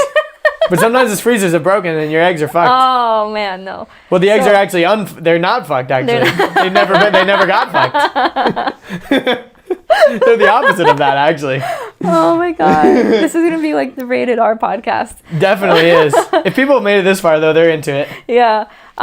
So yes, I am thinking of freezing my eggs, and so I've just been like, except for like I've thought of like, let me marry Gabe and change my last name before I like start running ads, because then I don't want Katya Sarmiento to be the name. I would rather before you start running ads. Yeah, advertising and growing my audience, because I'm about to. Oh my god! That is why I would get married. That is the most cat thing I've ever fucking heard. Really? That is so funny. Like a big factor of your marriage is Facebook ads and growing your audience. That's fucking hilarious. I would rather be Katya Mejias. I agree, but it's just funny. You know, you can just make any name up on the internet, though. Like, you don't have to actually be married to advertise under that name. No, that's actually incorrect. Because Facebook has shut down entrepreneurs' Facebook pages because they had, not Facebook profiles, because they had a wrong name. Kat Laterzo, she had to change her name back to Katrina Ruth because that's her legal name, because Facebook found out that wasn't her legal name and they made it changed back. Don't they have better things to do than freaking investigate people's real names and shit? Exactly what I thought. And then what am I going to do? I'm going to randomly... Someone must have ratted on her or something that didn't like her. But she's big. So what happens when you become big? Don't talk about people's size. Doesn't mean. Well, what am I going to do? Is randomly change to Katya Mejias? And then people are going to be like, are you married to Gabe? I'm like, no. And I'm like, why'd you take his last name then? Because I wanted to... Because I thought it was cool. There was an entrepreneur that had to change her last name. Well, why don't you just keep your last name for business stuff and then legally... I don't you want to keep it all the same? I don't want my last name. You don't like it? No. Does your mom have Sarmiento, or your mom's under something else? No, my mom's Alvarez. Arce is my stepdad too. I gotcha. I just want to be something else. You don't want to be Sarmiento. I like Mejias. Yeah, I like Mejias too. Katya Mejias. It sounds. But sometimes people don't know how to say it. Like Mejias. They see it. Who knows how to say my first name or my last name? Katya. Sarmiento. Cadillac Sacramento. That's my favorite one that Gabe said at one time, and I like lost my mind.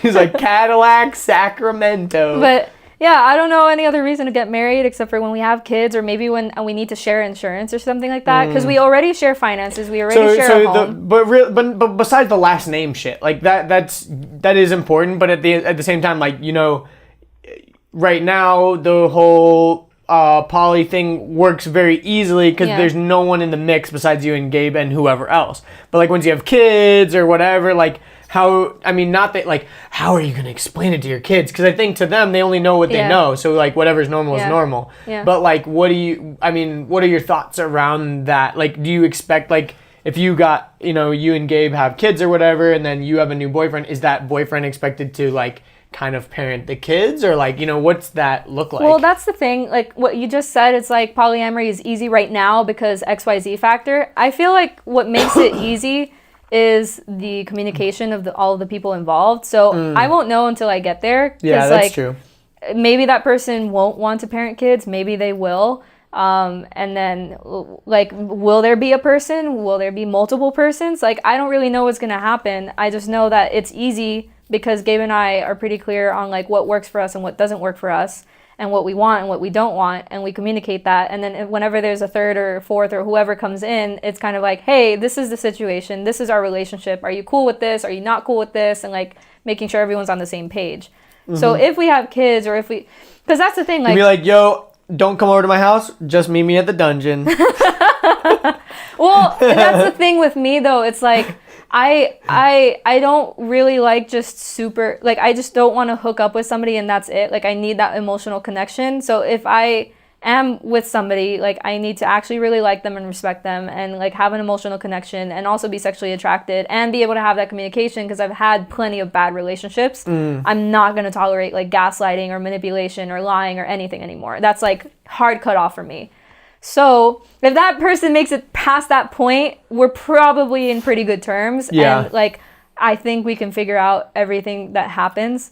But What like, if, I just thought about this. Oh my God. What if, oh my God, for some reason, there was, so you and Gabe get married, you have kids, and then you meet another couple that are married and have kids. And Gabe and the wife are into each other, and you and the husband are into each other, and then you have a quad relationship, I think, with all the intertwining. My mentor's kind of like that. My mentor was married and had a daughter, and then she was dating this couple that had a son, and then because if you're married to someone, you're gonna like each other, and if the other people are married and like each other, and if both couples like each other, then like chances are it like could work out. Is that a poly group or a poly family? I don't know. It's a There's poly. a term for that. It's a polywag. Poly marriage. I have no idea. But like, It's a polywrath. oh my God. It's a polywrath, you dude. with your bad jokes. You just need a podcast episode that links up, like, that just has all of your bad jokes. The Andrew Deitch fail cast. No. It's a bad. It's not a fail. It's a bad. Okay, It's a joke. it's like the Andrew Deitch dad joke cast. Exactly. Yes. The Yes. Andrew dad joke cast. Yes. But anyways, pretty back funny. to the previous comment. We're so ADD. Yeah. So I We don't start know. projects but don't finish them. I know. We start conversations and maybe we finish them. I'm not sure. Yeah. There were a couple in that first podcast where I was like, we didn't finish that conversation. But anyways, finish the marriage one. I already feel like I'm so committed to Gabe that I don't feel like I need a paper or a ring to like tell me otherwise. But you want that last name though. Oh yeah. I tell people I'm gonna get married when I have enough money to rent out Disney, and then just post on Facebook, hey, I'm getting married on this date and time, and you're invited if you're an entrepreneur. Just show up, and have everybody show up at Disney, and we just have a great fucking time riding all the rides. You think Jeff Bezos will show? Definitely. Sweet. Am I invited? But yes, of course. No, actually, Wait, so no. how much does it You're cost to banned. rent out Disney? Have you actually looked into this? I started to, and then I didn't finish.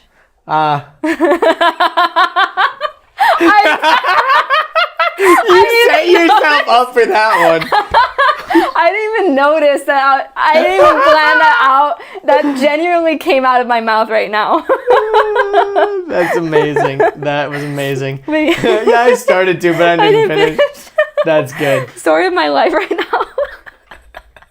All the time. But Story when of you my life all started the it, time. did you ever find out a ballpark? No, because you have to call. You have to, like, and talk you to a like rep. did not want to do that. I didn't want to like seem serious and Yeah. then, like play them, you know. Yeah, I don't that's want to lead true. them on because that's like a business thing. It's but not cool. yeah. But I do get like a lot of the time from people, they're like, well, don't you want to get married to Gabe and like be super committed? I'm like, what does that even mean? We are super committed. It's like, well, aren't you scared he's going to like leave you for another girl since you're polyamorous? Would you make him sign a prenup?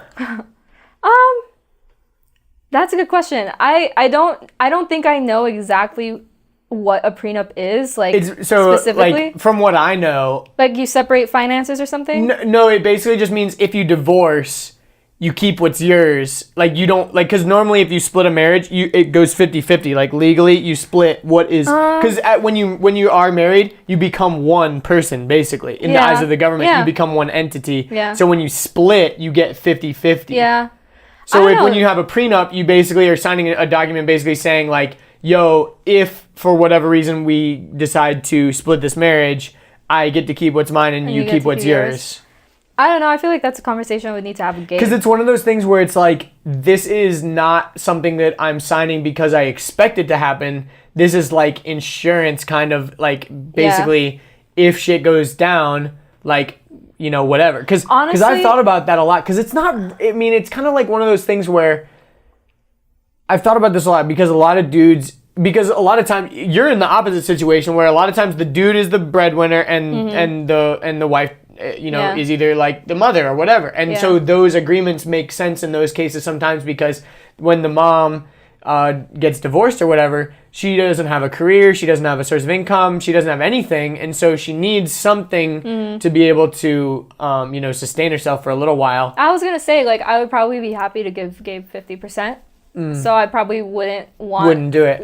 But that would still, I feel like that's not even my only decision to make. It would be both of us Yeah, because the other that. thing that happens is, I forget what it's called, but there's a certain part of the law too, where basically you have to sustain their level of lifestyle, basically. Easy. Yeah. But I know, but like, for example, like for, like, with Jeff Bezos, who I just mentioned, when he got divorced, his wife actually opted to not take half because they didn't have a prenup. But she became one of the world's richest people, like literally overnight, just because they got a divorce. But she actually opted to take like 30% of his billions or something. She's like, I don't even want half. Because also what was interesting is if she would have taken half, she would have become a majority stakeholder in Amazon and she would have been like responsible for like, like, you know, like stockholding decisions and shit too. If it impacts my business, and then I would sign a prenup because I feel like Gabe wouldn't do that to you either. But if it impacts my business and I have to sign a prenup, then I would do that because I need to protect my business because that's separate from me. That's separate from my personal life and my relationships. Yeah. But otherwise, well, I think it was because he owned so much stock in the company that it was technically his. You know? I got it. Like it wasn't like the company was his. The company is separate, but he owned a ton of stock, which is a piece of the company. I would just consult a fucking lawyer and a financial analyst. Yeah, exactly. No, I was just curious if you had even given it any thought. And then follow the advice of the professionals that do this for a living, and then me and Gabe just have to agree on it. Yeah, but I don't know. I don't really care for that stuff anyways because I feel like it doesn't really matter right now. You're not like a super like materialistic person either. Like you make a lot of money, but like you don't necessarily. I prefer experiences. Yeah. But you also like I feel like you spend the money on things that you're actually gonna care about and actually use. Like your apartment like is really, really nice, but you spend a ton of time there, so like it makes sense. I spend a lot of money on my business too. Yeah, and you spend a lot of money on like courses and like trainings and all that stuff. But that's like what you're passionate about. Yeah, and food and travel. That is true. And boyfriends. Yeah. And dungeons. And dungeons, yeah. How expensive is the dungeon? The membership was super cheap. I think it was like probably $20 or $10-$20 for the year for 13 months actually. Whoa. And then you pay That's way cheaper than a gym. Yeah. But you pay a $25 cover charge every time you go. Do you get it back or anything, or is that? Oh, it's a cover charge. I got you. But I would happily pay more because I've seen them improving the dungeon. I'm like, hey, if my money goes to you improving, normally dungeons just go downhill. You know, they get more dirty. There's like blood and stuff. Like, they actually have private rooms you can rent. In that. You know what's interesting? In I think it's like Japan or Korea or something. There's like an influx of these like short-term hotels. Where basically you get a hotel room for like a couple of hours because a lot of it's like really common for people to live with their parents up until they're like 30s. So like, where do you go like have sex? You know? So they're literally like years ago. Right? Like it kind of not a few years ago, many years ago. Yeah, not a few. Yeah, but it's kind of one of those things where like you got to get a like actual hotel room and like you're not really like going there because you need to like night to stay. And then like the hotel room sometimes you can't get it until later and then you have it But car sex is fun if you don't get caught. You know. Yeah, that's true, but it can be illegal. It can get you in trouble. It can. Yeah.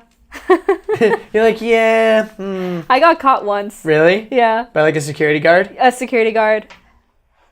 Whoa.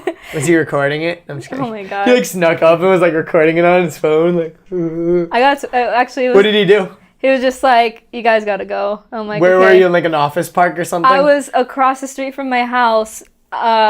This is gonna sound really fucked up. Place. This is gonna sound really fucked up. Right next to an elementary school. Oh, that's super illegal. I know. That's not good. So it's like the elementary school, because it's like double the penalties. Really?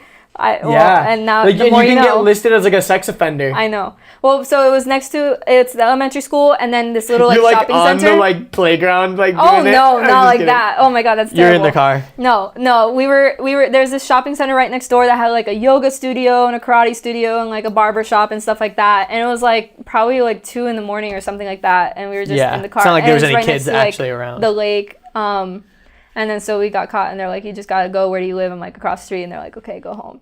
Nice. And then like, actually, can I finish? And then so another time, oh my God. So then another time I was like having issues going on, so I needed to go for a drive. So I went for a drive, and then I came back, and I wasn't ready to go home yet. So I parked there, and I was just kind of chilling, listening to music, and the same security guard knocked, and I'm like, not doing it this time. And he's like, okay, what are you doing? I'm like, I just need some fresh air, and I don't want to go home right now.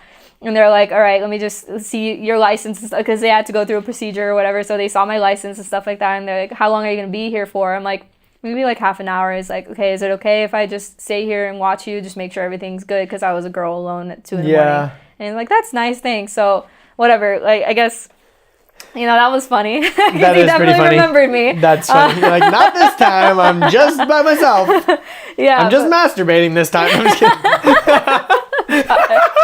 But there was nowhere else to go. Like, they were like, unless I wanted to go to That is true. It's interesting how much a car is like such a place. Mm-hmm. Like your car is like your place. Darkest like shopping center, because if you go to the public shopping center, all lights, Target shopping center, all lights, the main road is right there. So this was like the only side road that there was. So it was like, yeah. Makes I sense. love how we're talking about this right now. Yeah. No, I was gonna say one thing I was gonna bring up earlier that was kind of interesting when you were talking about the dungeon was I was looking up. I saw some article about in New York they had this yoga studio that was like naked yoga, and it was really interesting because I like looked into it because I was like, that's kind of interesting, because like the whole idea of yoga is like, it's kind of like a little bit meditative. You're supposed to kind of like get out of your body, get out of your mind a little bit. And it was really interesting because I was reading some of the reviews and people were like, it's totally not like sexual, because like you're in these really difficult poses. It's like you can't, you're not even like thinking about oh, like who's looking at me, what, whatever. You're just like focused on like not dying because it's like hot yoga.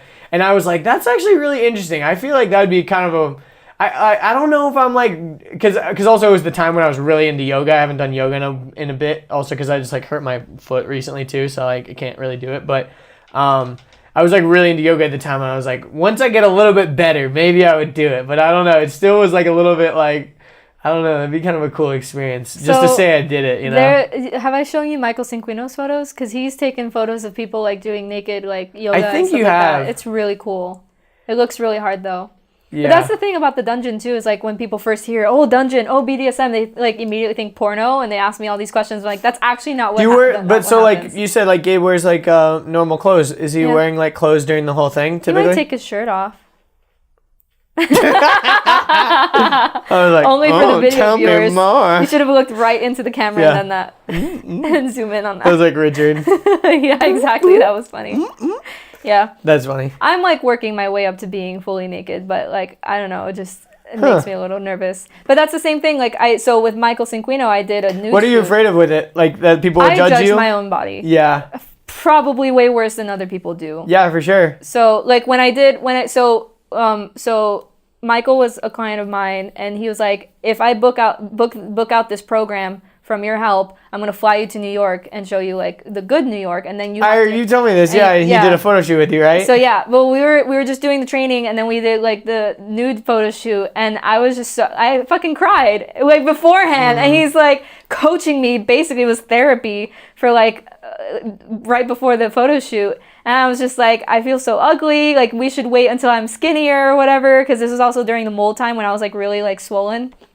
And then we did it. And I was like, these photos are gonna be terrible. Like, you see me on camera and what I say about myself. It's like, I look like shit, whatever. You're always like, no, we need to wait and do it. Like, even during this podcast, you're like, no, you should have told me, because I could have got my hair done. Yeah, exactly. And you should have told me. We could have waited. I don't want to do my Facebook ads yet because I don't have the right last name yet. We're gonna like literally like the most cat shit ever. Yeah. Well, basically, when I saw the photos, I was like, I cried again, because I was like, wow, I don't look as bad as I thought I looked.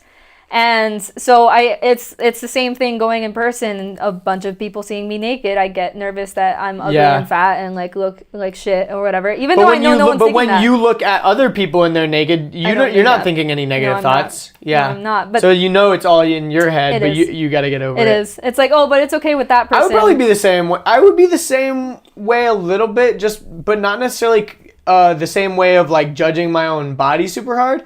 It would be more just like, who's looking at me? Like, I've never done this before. I don't know. I'd probably get more comfortable. Is like when we were in the middle of a scene. But I'm not into BDSM. I wasn't even thinking them.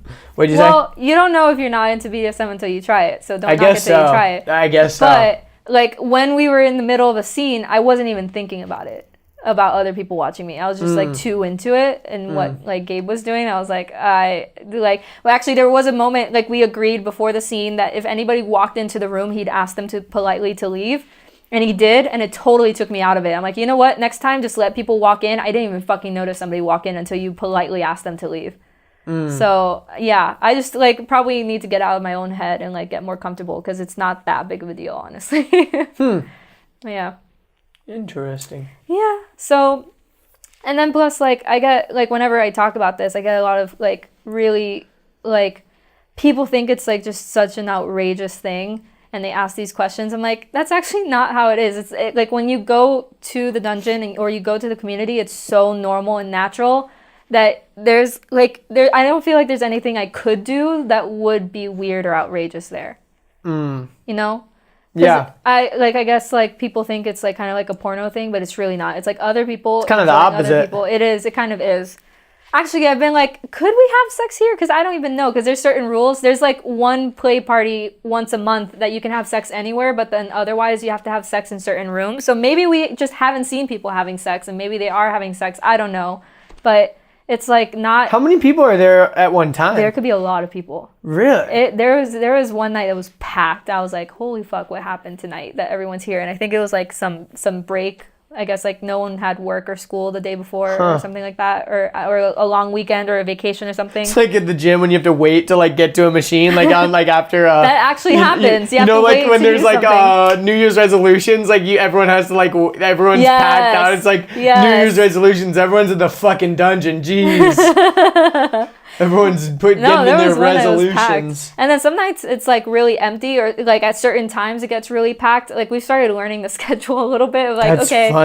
You know, on Google it tells you when like places are busy. I wish it had that, but no phones are allowed, so no one can update it. You know, I guess that makes sense. Yeah, there's also like a little living room area where you could just chill and talk too. So it's kind of cool. And there's like an outdoor patio and stuff like that. It's a really cool place. I really like going there. And like, the first time I went was just like a really emotional experience for me, because I was like, wow, like I can actually be myself here, and I feel really comfortable and welcomed into the community, and it just felt nice to like finally find the community that I feel like I fit into. Like the same thing as Fiji, like when I went there, I felt like I fit in and I could just be my weird self, my weird perverted self, and also talk about business. It just felt really good. So like this community too, it feels like I could just like talk about polyamory, because not a lot of people get it, and then when I do talk about it with people, they're kind of like uncomfortable, or they're like, oh, like what if this happens or that So like happens? Obviously most people are pretty like monogamous. Maybe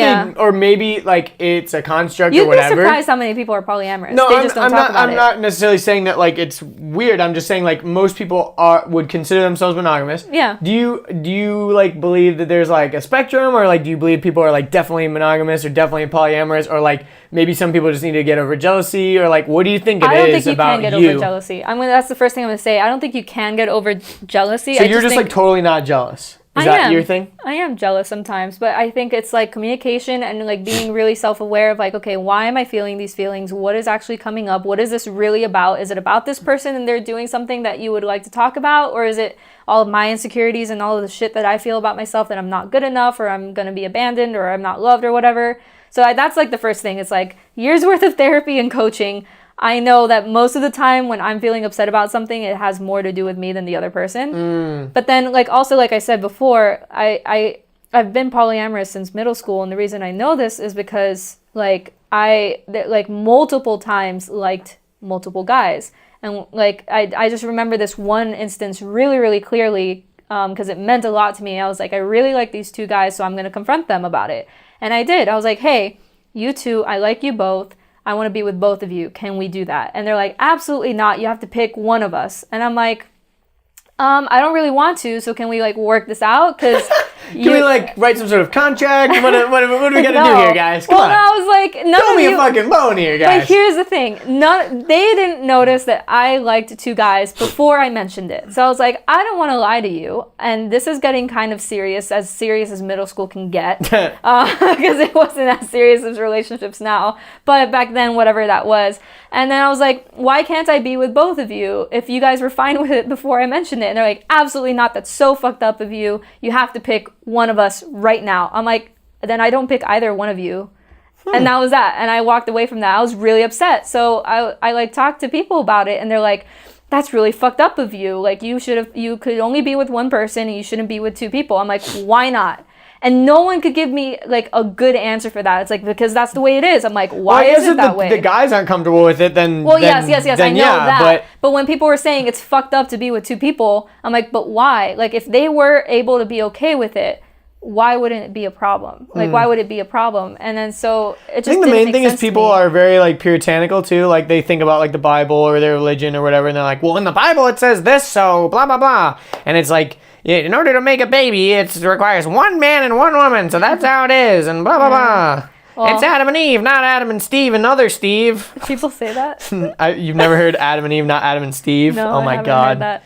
You have not lived in Georgia long enough. I don't pay attention to also, that you didn't have parents like that were like super crazy religious. My mom's and stuff. agnostic, so I didn't have to go through that. Well, it's not even necessarily my parents ever saying that. It's just like a thing, like. See, I just like totally block that out, and it, like if somebody's really like agitating me about it, I'll like come up with facts about it, because I have had people tell me that like I'm going to hell because I'm like breaking family structures and stuff like that. I'm like, this works for me. I think here's my opinion on it, because my brother was talking to me about this one time. He was like, because he was still kind of trying to figure out how he felt about certain things. I think we were actually talking about gay parents. We were talking about like two guys, and I'm like, here's the thing: would you rather, as a kid, be raised by a single dad or two dads? And it's like, I'd rather be raised by two dads, because then I have two people that love me rather than one. Same thing with two moms or whatever. Like, I think the more people, or four parents, the more people that actually love and care about you, the better off you are. If it's a healthy relationship. If it's a healthy relationship. If it's abusive, or if it's weird, or if people are in and out all the time and it's a revolving door and you never know who's the dad and who's not, then that's probably unhealthy for the kid. But if it's like a long-term committed thing, and like you've got a lot of people loving on you and teaching you about life and raising you up in like the quote-unquote right way and letting you figure things out, because I think that's a big part of parenting, is like letting kids kind of explore their own selves and like get to a point, because I think a lot of parents don't really think about the end game. They're just thinking about right now, like what can I do to make my kid's life the best that it can be right now. But in reality, that's not normally the best choice long term, because like once you kick them out of the nest, like they don't know how to do anything. When are you getting a girlfriend? I don't know. I gotta find the right person. When are you having kids? I don't know. We're talking about parenting. I don't know. I want to have kids. I definitely do want to have kids. I want to, but I'm like, it's kind of like you were talking earlier. It's like it's hard for me to get into a relationship or whatever that I really don't like, or like it's like I don't ever have like one night stands or anything, because I'm just like not into that. Like I'm not really into it unless I like feel something emotionally with that person. Like it's hard for me to just be like, sex is sex or whatever. Yeah. Which sounds lame. Like, oh, you lame. Just fucking bang her, dude. like, dude, I slammed like 19 chicks last week. You haven't done anything. But it's not really like that for me. It's like, I think I just haven't really found the right person because I'm super patient, I guess, you know? It's like, I definitely could. I'm not trying to be like, oh, I know girls that would date me in a heartbeat. But, like, there have been girls that I know that totally would have dated me. But, like, I just knew from the get. I feel like you're really into your work right now, too. Yeah, exactly. Which I think is, like, the perfect time. The perfect time to get a girlfriend? No, to, like, get into your work. Yeah, I think so, too. Because, I mean, and also, I have always had this mentality for the past few years where it's like, I'm young, I'm single, I want to like do a lot of things. Like I've done a lot of traveling and stuff. Like a lot of those things get taken away from you once you start to, add more into the mix. Not always. Not always, no. But I'm just saying there's more obstacles. Yeah, there is. There's more obstacles. If I want to, honestly, I love solo traveling. Yeah. Like solo traveling is the shit. It's hard to sell a girlfriend on a solo trip for 2 months. That wasn't a fart, by the way. That was my shoe. I know. It's hard to sell on a solo trip. It's hard to sell. Me and Richard, by the way, we just did a Wheels to Walking podcast last night, and we both farted in the podcast. It was hilarious. So if you guys want to hear that, go over to Wheels to Walking Patreon. Anyways, yeah, I guess just it's like the more responsibilities you have. Yeah. Like Joe Rogan was talking about this on one of his recent podcasts. Like there's this Thoreau quote where he says, "Most men lead lives of quiet desperation," meaning that most people end up just in this life that they hate, but they don't really know how they got there. And it's mainly because they always played it safe, right? Yeah. Like they always just kind of did the right things, but never set themselves up for like financial success later in life or like whatever. And so now they're stuck in this dead end job that they absolutely hate and they hate their life and they don't even really know if they actually like their wife or if they were just getting married to check mark on the box, and now they've got kids and now they're all wrapped up and they just want to freaking leave or whatever, escape or do something crazy, like go to war or something, just something, anything exciting, because their life is just like living hell. And what he was kind of talking about is like the way that he thinks it happens is because you gotta do something in your early like 20s or whatever, when you have the time, when you have the freedom, when you have the this is the best time to resources. fail. This is the best time to fail because there's almost no consequences. Too. And Tim Ferriss talks about something in I almost said Rich Dad Poor Dad, in the 4-Hour Work Week, where he talks about how like you have to assess your life and how good it is right now and where it could be if you put everything into what you actually want to do, and if you fail, how bad can it get, right? So like if right now you're at like a 5 as far as contentness with your life, and if you did everything you wanted to do, your life would be at a perfect 10, right? But if you fail, are you really going to go down to a 0? Is your life going to be a living hell? Are you going to be homeless? Are you going to be on the streets? Are you going to be, is your power going to get shut off? 9? No. Like you're probably maybe going to go down to like a 4 or a 3 at most, like you probably got a fallback. Your parents probably would help you out, all that kind of stuff. And the older you get, the less fallbacks you have, because the more people are like, dude, come on, get your shit together. But when you're younger, you kind of have those excuses. Like people are kind of like, he's young, he'll figure it out. Yeah. So it's like you got to take those chances when you are young, or else you're never going to figure yourself out. That's true. I think like for me, like just thinking about what you're saying right now, what would make my life a perfect 10 is like more self-expression for me, because I think I'm too scared of what other people think of me, and I'm too scared of like the response or the backlash that I'll get. But I think you're realizing that the more you do share that side of you, the more people like you. Yeah, but then I turn off the people that right people. Yeah, and the people that I turn off, that's like totally fine. But I think I'm also like I'm a very emotional person, so people's reactions really impact me. And like either I get drained or exhausted or like really hurt, like really deeply, more deeply than people notice. And so like there was somebody that I thought like I was gonna be dating, and then like some stuff happened without going into all the details, and like I realized that reaction, I was exhausted for like a whole weekend. Like I couldn't like get out of bed, like I couldn't do anything, and I'm like, why? Just because they got upset at me over like something really stupid. And then I realized like we couldn't really have the relationship that I thought I wanted to have with them. So I was like also like deeply hurt by that. And I was like, I just like really feel things. Yeah. So sometimes This is another thing. Sorry, not to cut you off. I didn't know if you're. Well, no, I was just like, sometimes it's just like really hard for me to even like say something because I'm like, okay, how is this person going to react? And then how am I going to like feel about that? Yeah, totally. No, and one thing that I've actually thought about that's kind of an interesting thing, I don't know if you've considered it, but do you think that somehow you being like an only child of divorced parents kind of plays into that a little bit?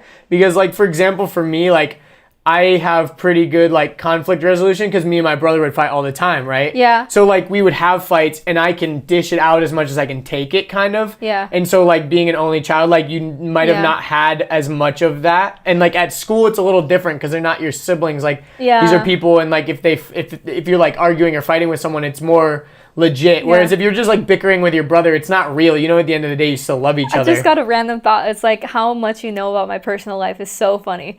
Yeah. Well, I also like re-listened to the podcast too. I didn't realize how early your parents got divorced too. Yeah, I was like 1. Yeah, you're like 1. So you've only known that. I forgot that. Yeah. And I was like, oh. Well, because I was thinking about that too. Because that was actually one of the reasons why I kind of started the podcast. It's because I wanted to get to know people and like know why people are the way they are. Because I know kind of how the way I am is like, you know, partially because of the way that I just am, and then partially because of the way that I was brought up, you know, like that's kind of part of it. Well, something interesting, I just recently went to a polyamory class on attachment styles, and they were talking about the 3 different attachment styles, which is anxious, secure, and avoidant. And I realized I'm definitely anxious, like 100%. Like, what do you mean by that? So anxious, I wish I had my Well, I know, iPad. but anxious, but like you said attachment styles? Attachment styles. So the reason why you're attached is because you're anxious? So, no, the way that you attach is an anxious way, and I'm probably not going to explain it well. You can like, there's a book called Attached, and it like explains it all. Like, I'm actually starting to read it because it's really interesting, and it had a test, and I checked off all anxious, which is funny. Gabe is avoidant.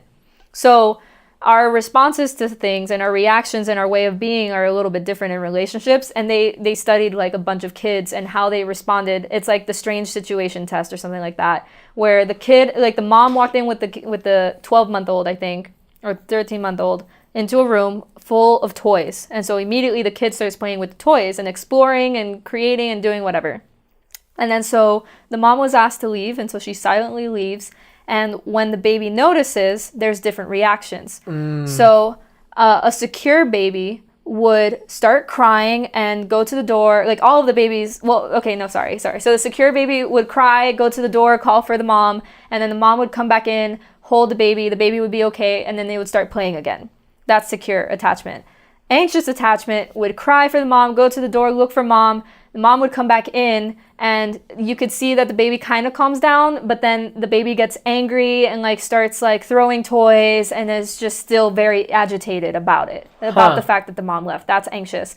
And an avoidant acts like nothing happened. Like notices that the mom leaves and acts totally normal and keeps playing. But what they notice is that they're just as stressed as secure and anxious because their heart rate is just as elevated. But they're just like, it's kind of like a duck. Like they're swimming like super fast underwater, but from the surface they just look super smooth. Yes, exactly.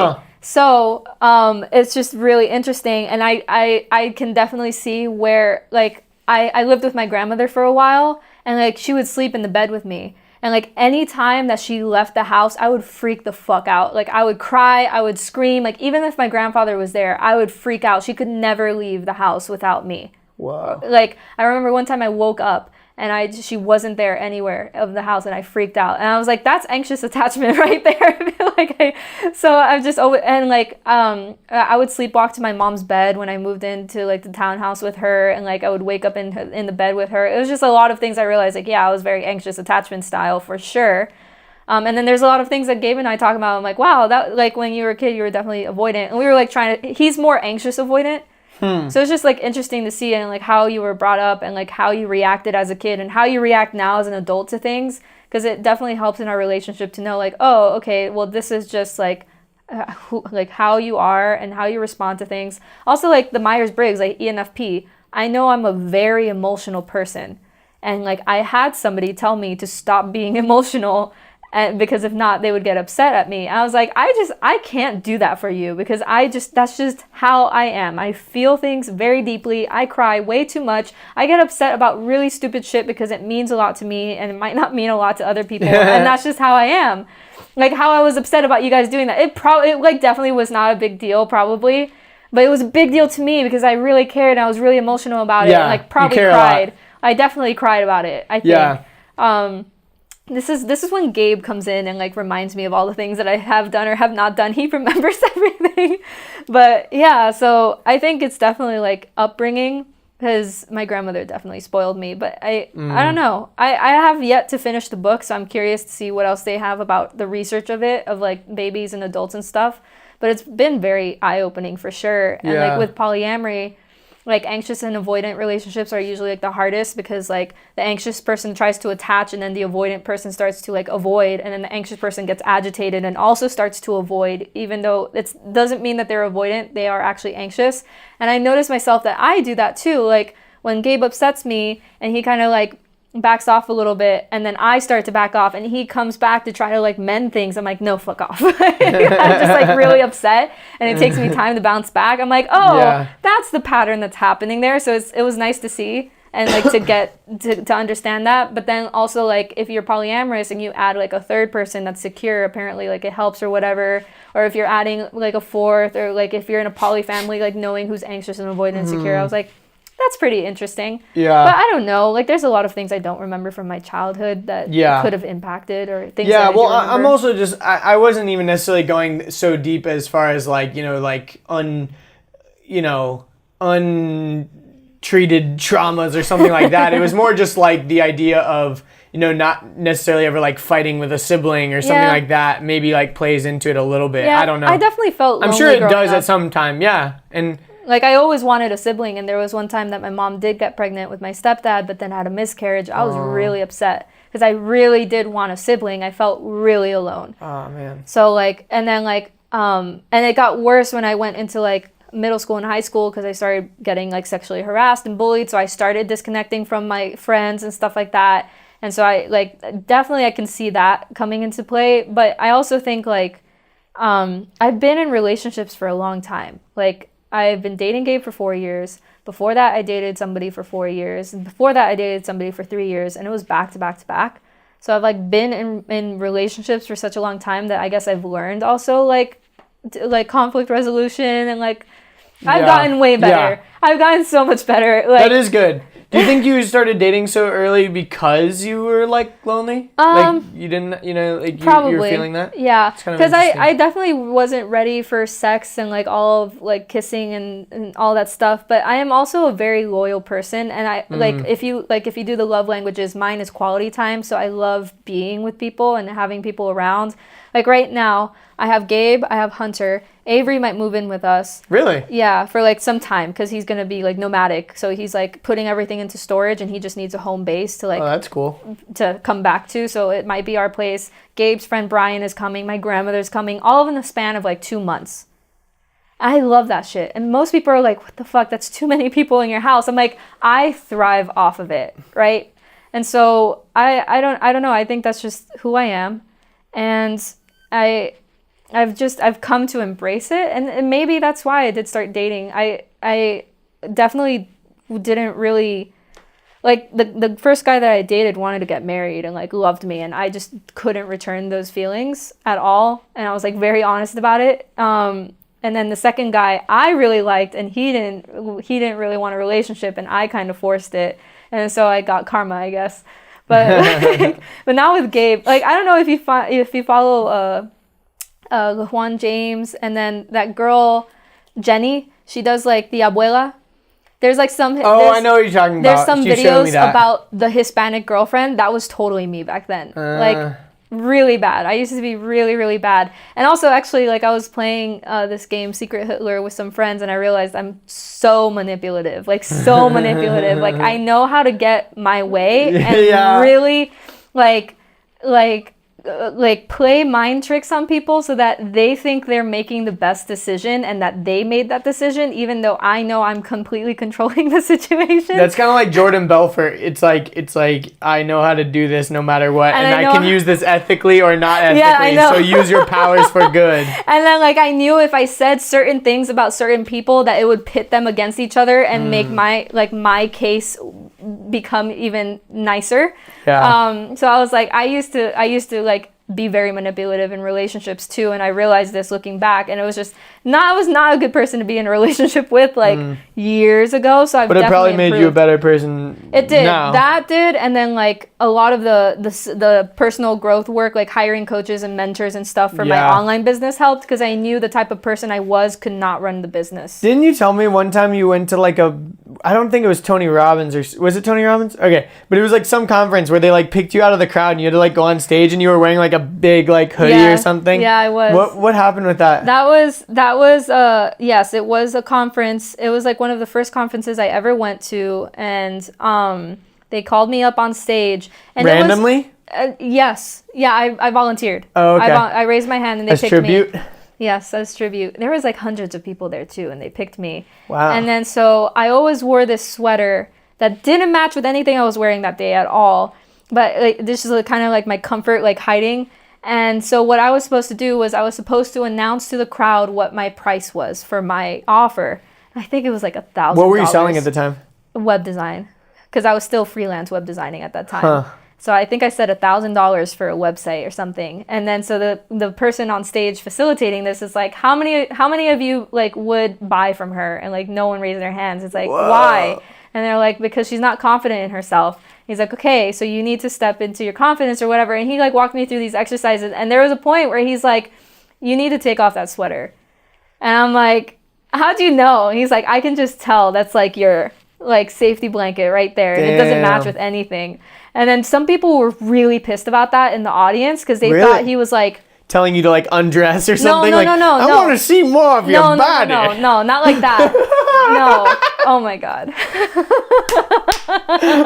Take off that sweater so I can get a better look at you. He's like an old pastor. Like, yeah, you know what your problem is? You're not showing enough skin. Oh my God. No, it was not like that. Skin. I love it when you do that.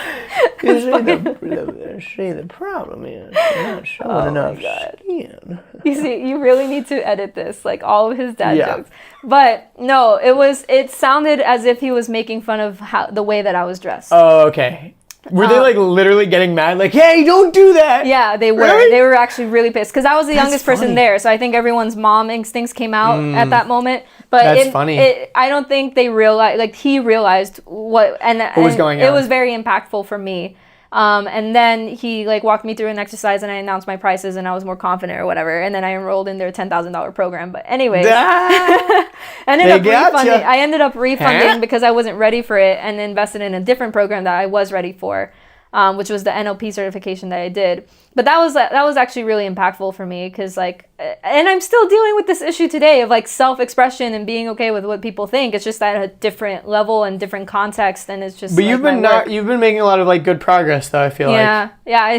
I've been putting myself out of my comfort zone, and because like even like I remember in the last podcast you talked about how like when you started your business you like got headshots made like super professional, and you kept everything like super clean, and you're like, well, if I'm gonna be hired by anyone, they can't know that I'm into this stuff, because then they'll think I'm weird. Yeah, or I whatever. talk about it all the time. And now you talk about it all the time, because Here you attract other people that are like, oh, I want to work with this business coach. She gets me, or like whatever. Now I'll do that. I'll like in my like when people are like, so I actually did this group panel thing, and my introduction was like, hey, I'm Kat. I run reachandmakemillions.com. I help six-figure entrepreneurs scale to seven figures. But everyone was a systems person. So I'm like, I need to stand out in some way. And it's like, outside of business, I totally love Game of Thrones. I'm excited for the final episode, even though like at that time I didn't know what was coming. But I mentioned Game of Thrones, and then I mentioned that that I live in Atlanta or something like that. And I was like, and I'm also polyamorous or whatever. And I mentioned that I'm in an open relationship.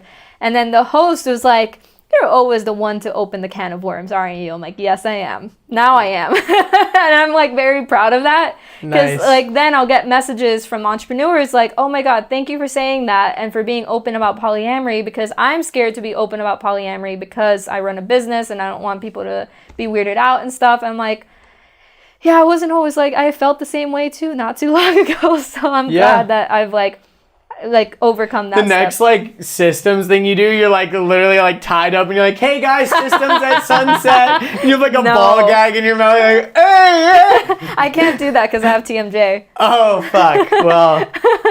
But there's this entrepreneur that does like sex coaching for couples and stuff, and also BDSM coaching, and her Instagram is all rope bondage, and I love it. It's like, because I feel like rope bondage can either be like the kinky sexual thing, or it could be like very artistic, and she does it very artistically, and she like talks about like how to like just a lot of like relational stuff, and like it's so interesting to me. I have purple rope. Purple and silver rope, because of course that's my favorite color. So we can get artistic with it, but we have not yet because we're not skilled. We're still newbies in the game. So we go to classes all the time. I'll be like, Mom, I'm going to class now. She's like, what class? I'm like, a rope bondage class. She's like, I don't need to know this. I'm like, you ask, I answer. That's just how it works. I love that. And I'm like, Mom, we're going out tonight. She's like, where are you going? Can I join? I'm like, yeah, sure. It's a play party. It's a sex dungeon. Come on. You know, so they have, oh my God, this is so bad. They have aged themes. So if you're 39 years old and under, it's the Whippersnappers event. And so that's the one that I go to. And if you are 40 and over, you have to be accompanied by somebody that's a whippersnapper. And then they have You have to? You have to. You Why? can't go alone. Oh, because to it's the a whippersnapper theme, event. To the whippersnappers event, yeah. That's so funny. Whippersnappers, So like then- whippersnapper.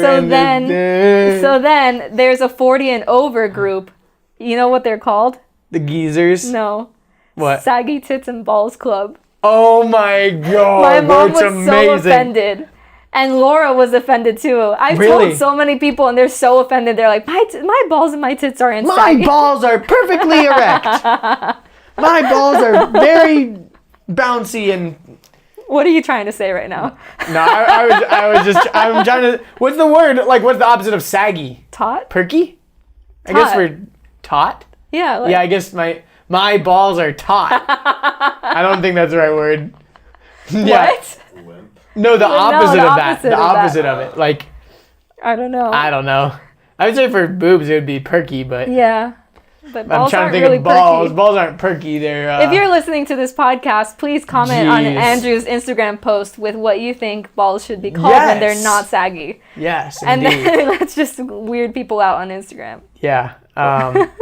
This is definitely an interesting one. I feel like we like talked about a lot of stuff about like your relationship, which is awesome. Because, We did. Because I think you should. I mean, We covered my personal story and business last time, and this time it's like totally opposite, which Yeah. is cool. yeah. Is there anything else you want people to know about? Oh my God. I mean, we didn't I even have talk some about 7FFA at all. Do you want to talk about it at all? We could. I thought we I'll said probably we were plug gonna it. do a I'll probably business. plug it in the intro, anyways. Like I'll talk about it a little Okay. bit, but well, like if people want to find out about what I do and stuff, they could just go to reachandmakemillions.com. or they can come to the dungeon. Yeah. Next time I have my clients in town, because we did the escape game. Yeah. Instead, we can go to the dungeon. Sounds great. That's how we team build. And we'll see if we can escape. Oh Giving my it to God. a lot of people. Oh my Kat, God. this has been super fun. This has been fun. Yeah, And is there funny. anything else? Where can people like find you and stuff? Find me on Facebook, Katya Sarmiento, Instagram, KitKatNick, or reachandmakemillions.com. Soon to be Katya Mejias. Oh my God. I do have katyasarmiento.com. Do you? What does it do? What does it do? It just redirects to Reach and Make I Millions. figured. I wanted to separate the two brands, like Reach and Make Millions brand and then my own brand, because I work with a lot of different companies. Yeah, like Laura That's my worked with name. you as Reach and Make Yeah. Millions, right? So it's like I haven't had the time to do it. Like I have had other. you're pretty priorities. like into the compartmentalizing thing though. Like you have Yeah. like an Instagram for your art Yes. commissions. Did you see? Yeah, you and did you comment have on that. That was so an awesome. Instagram for your personal stuff, and you have like secret ones, and you're like, why did they find out about my secret I was so Instagram? pissed about that. Yeah. Yeah. Yeah, I do compartmentalize that. I just feel like it makes Are it you still easier on my Twitch brain. streaming?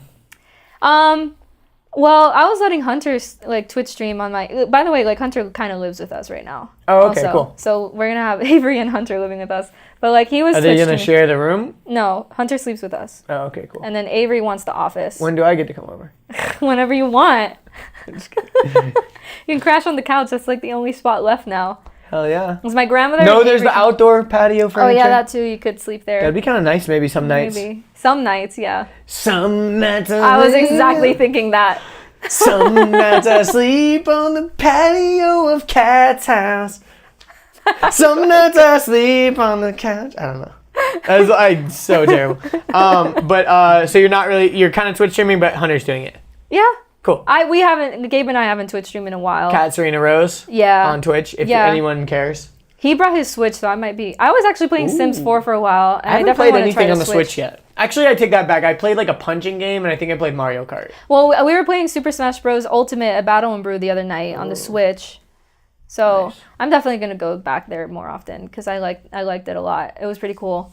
I would want to play League of Legends maybe at Battle and Brew, so that way like I have to like leave after a certain point, and maybe like World of Warcraft Classic too, because if not, I'll just play all the time and not make money, which is a problem. Oh yeah. Well, with World of Warcraft, why would there be an ending?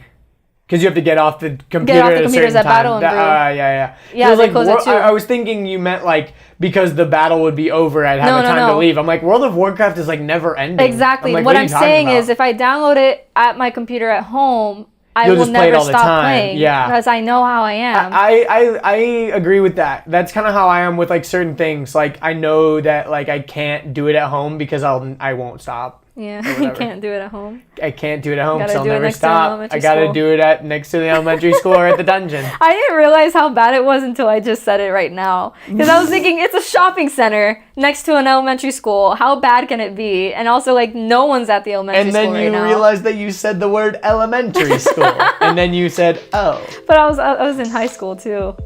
Oh, gosh. Okay, this is getting worse. Thanks for listening, everybody. And we'll see you next time. Boom! There you have it, folks. Episode 117, Katya Sarmiento. If you made it to the end, I'm impressed because that means that you are having a good time hanging out with us.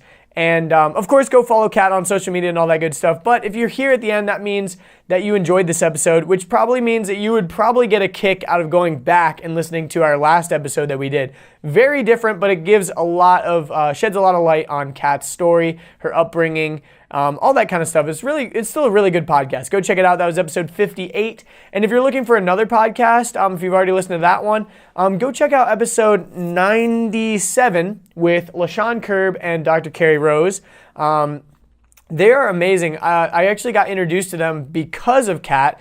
They were in her program, her coaching program.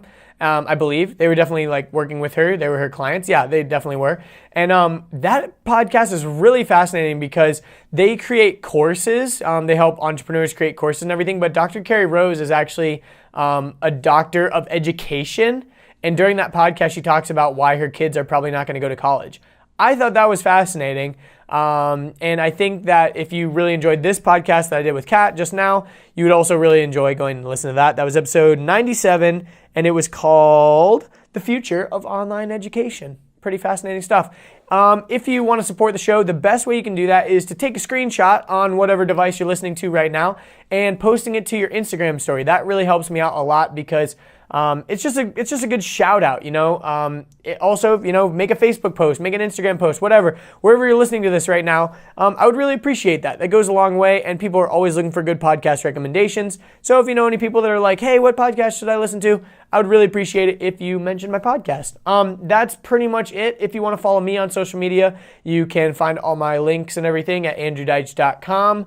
I've got all my links and social accounts listed there, but that's pretty much it. Thank you guys so much for listening, and I hope you enjoyed this episode. It was definitely not my typical type of episode, but I was really glad that it happened, and I love this conversation, so I hope you did too. Thanks for listening, and I'll catch you in the next one. Oh, I'm sweating. We can do this. I can do this. It's so funny. And then at the end, you're like, whew, I'm done. I need a banana. It was so funny.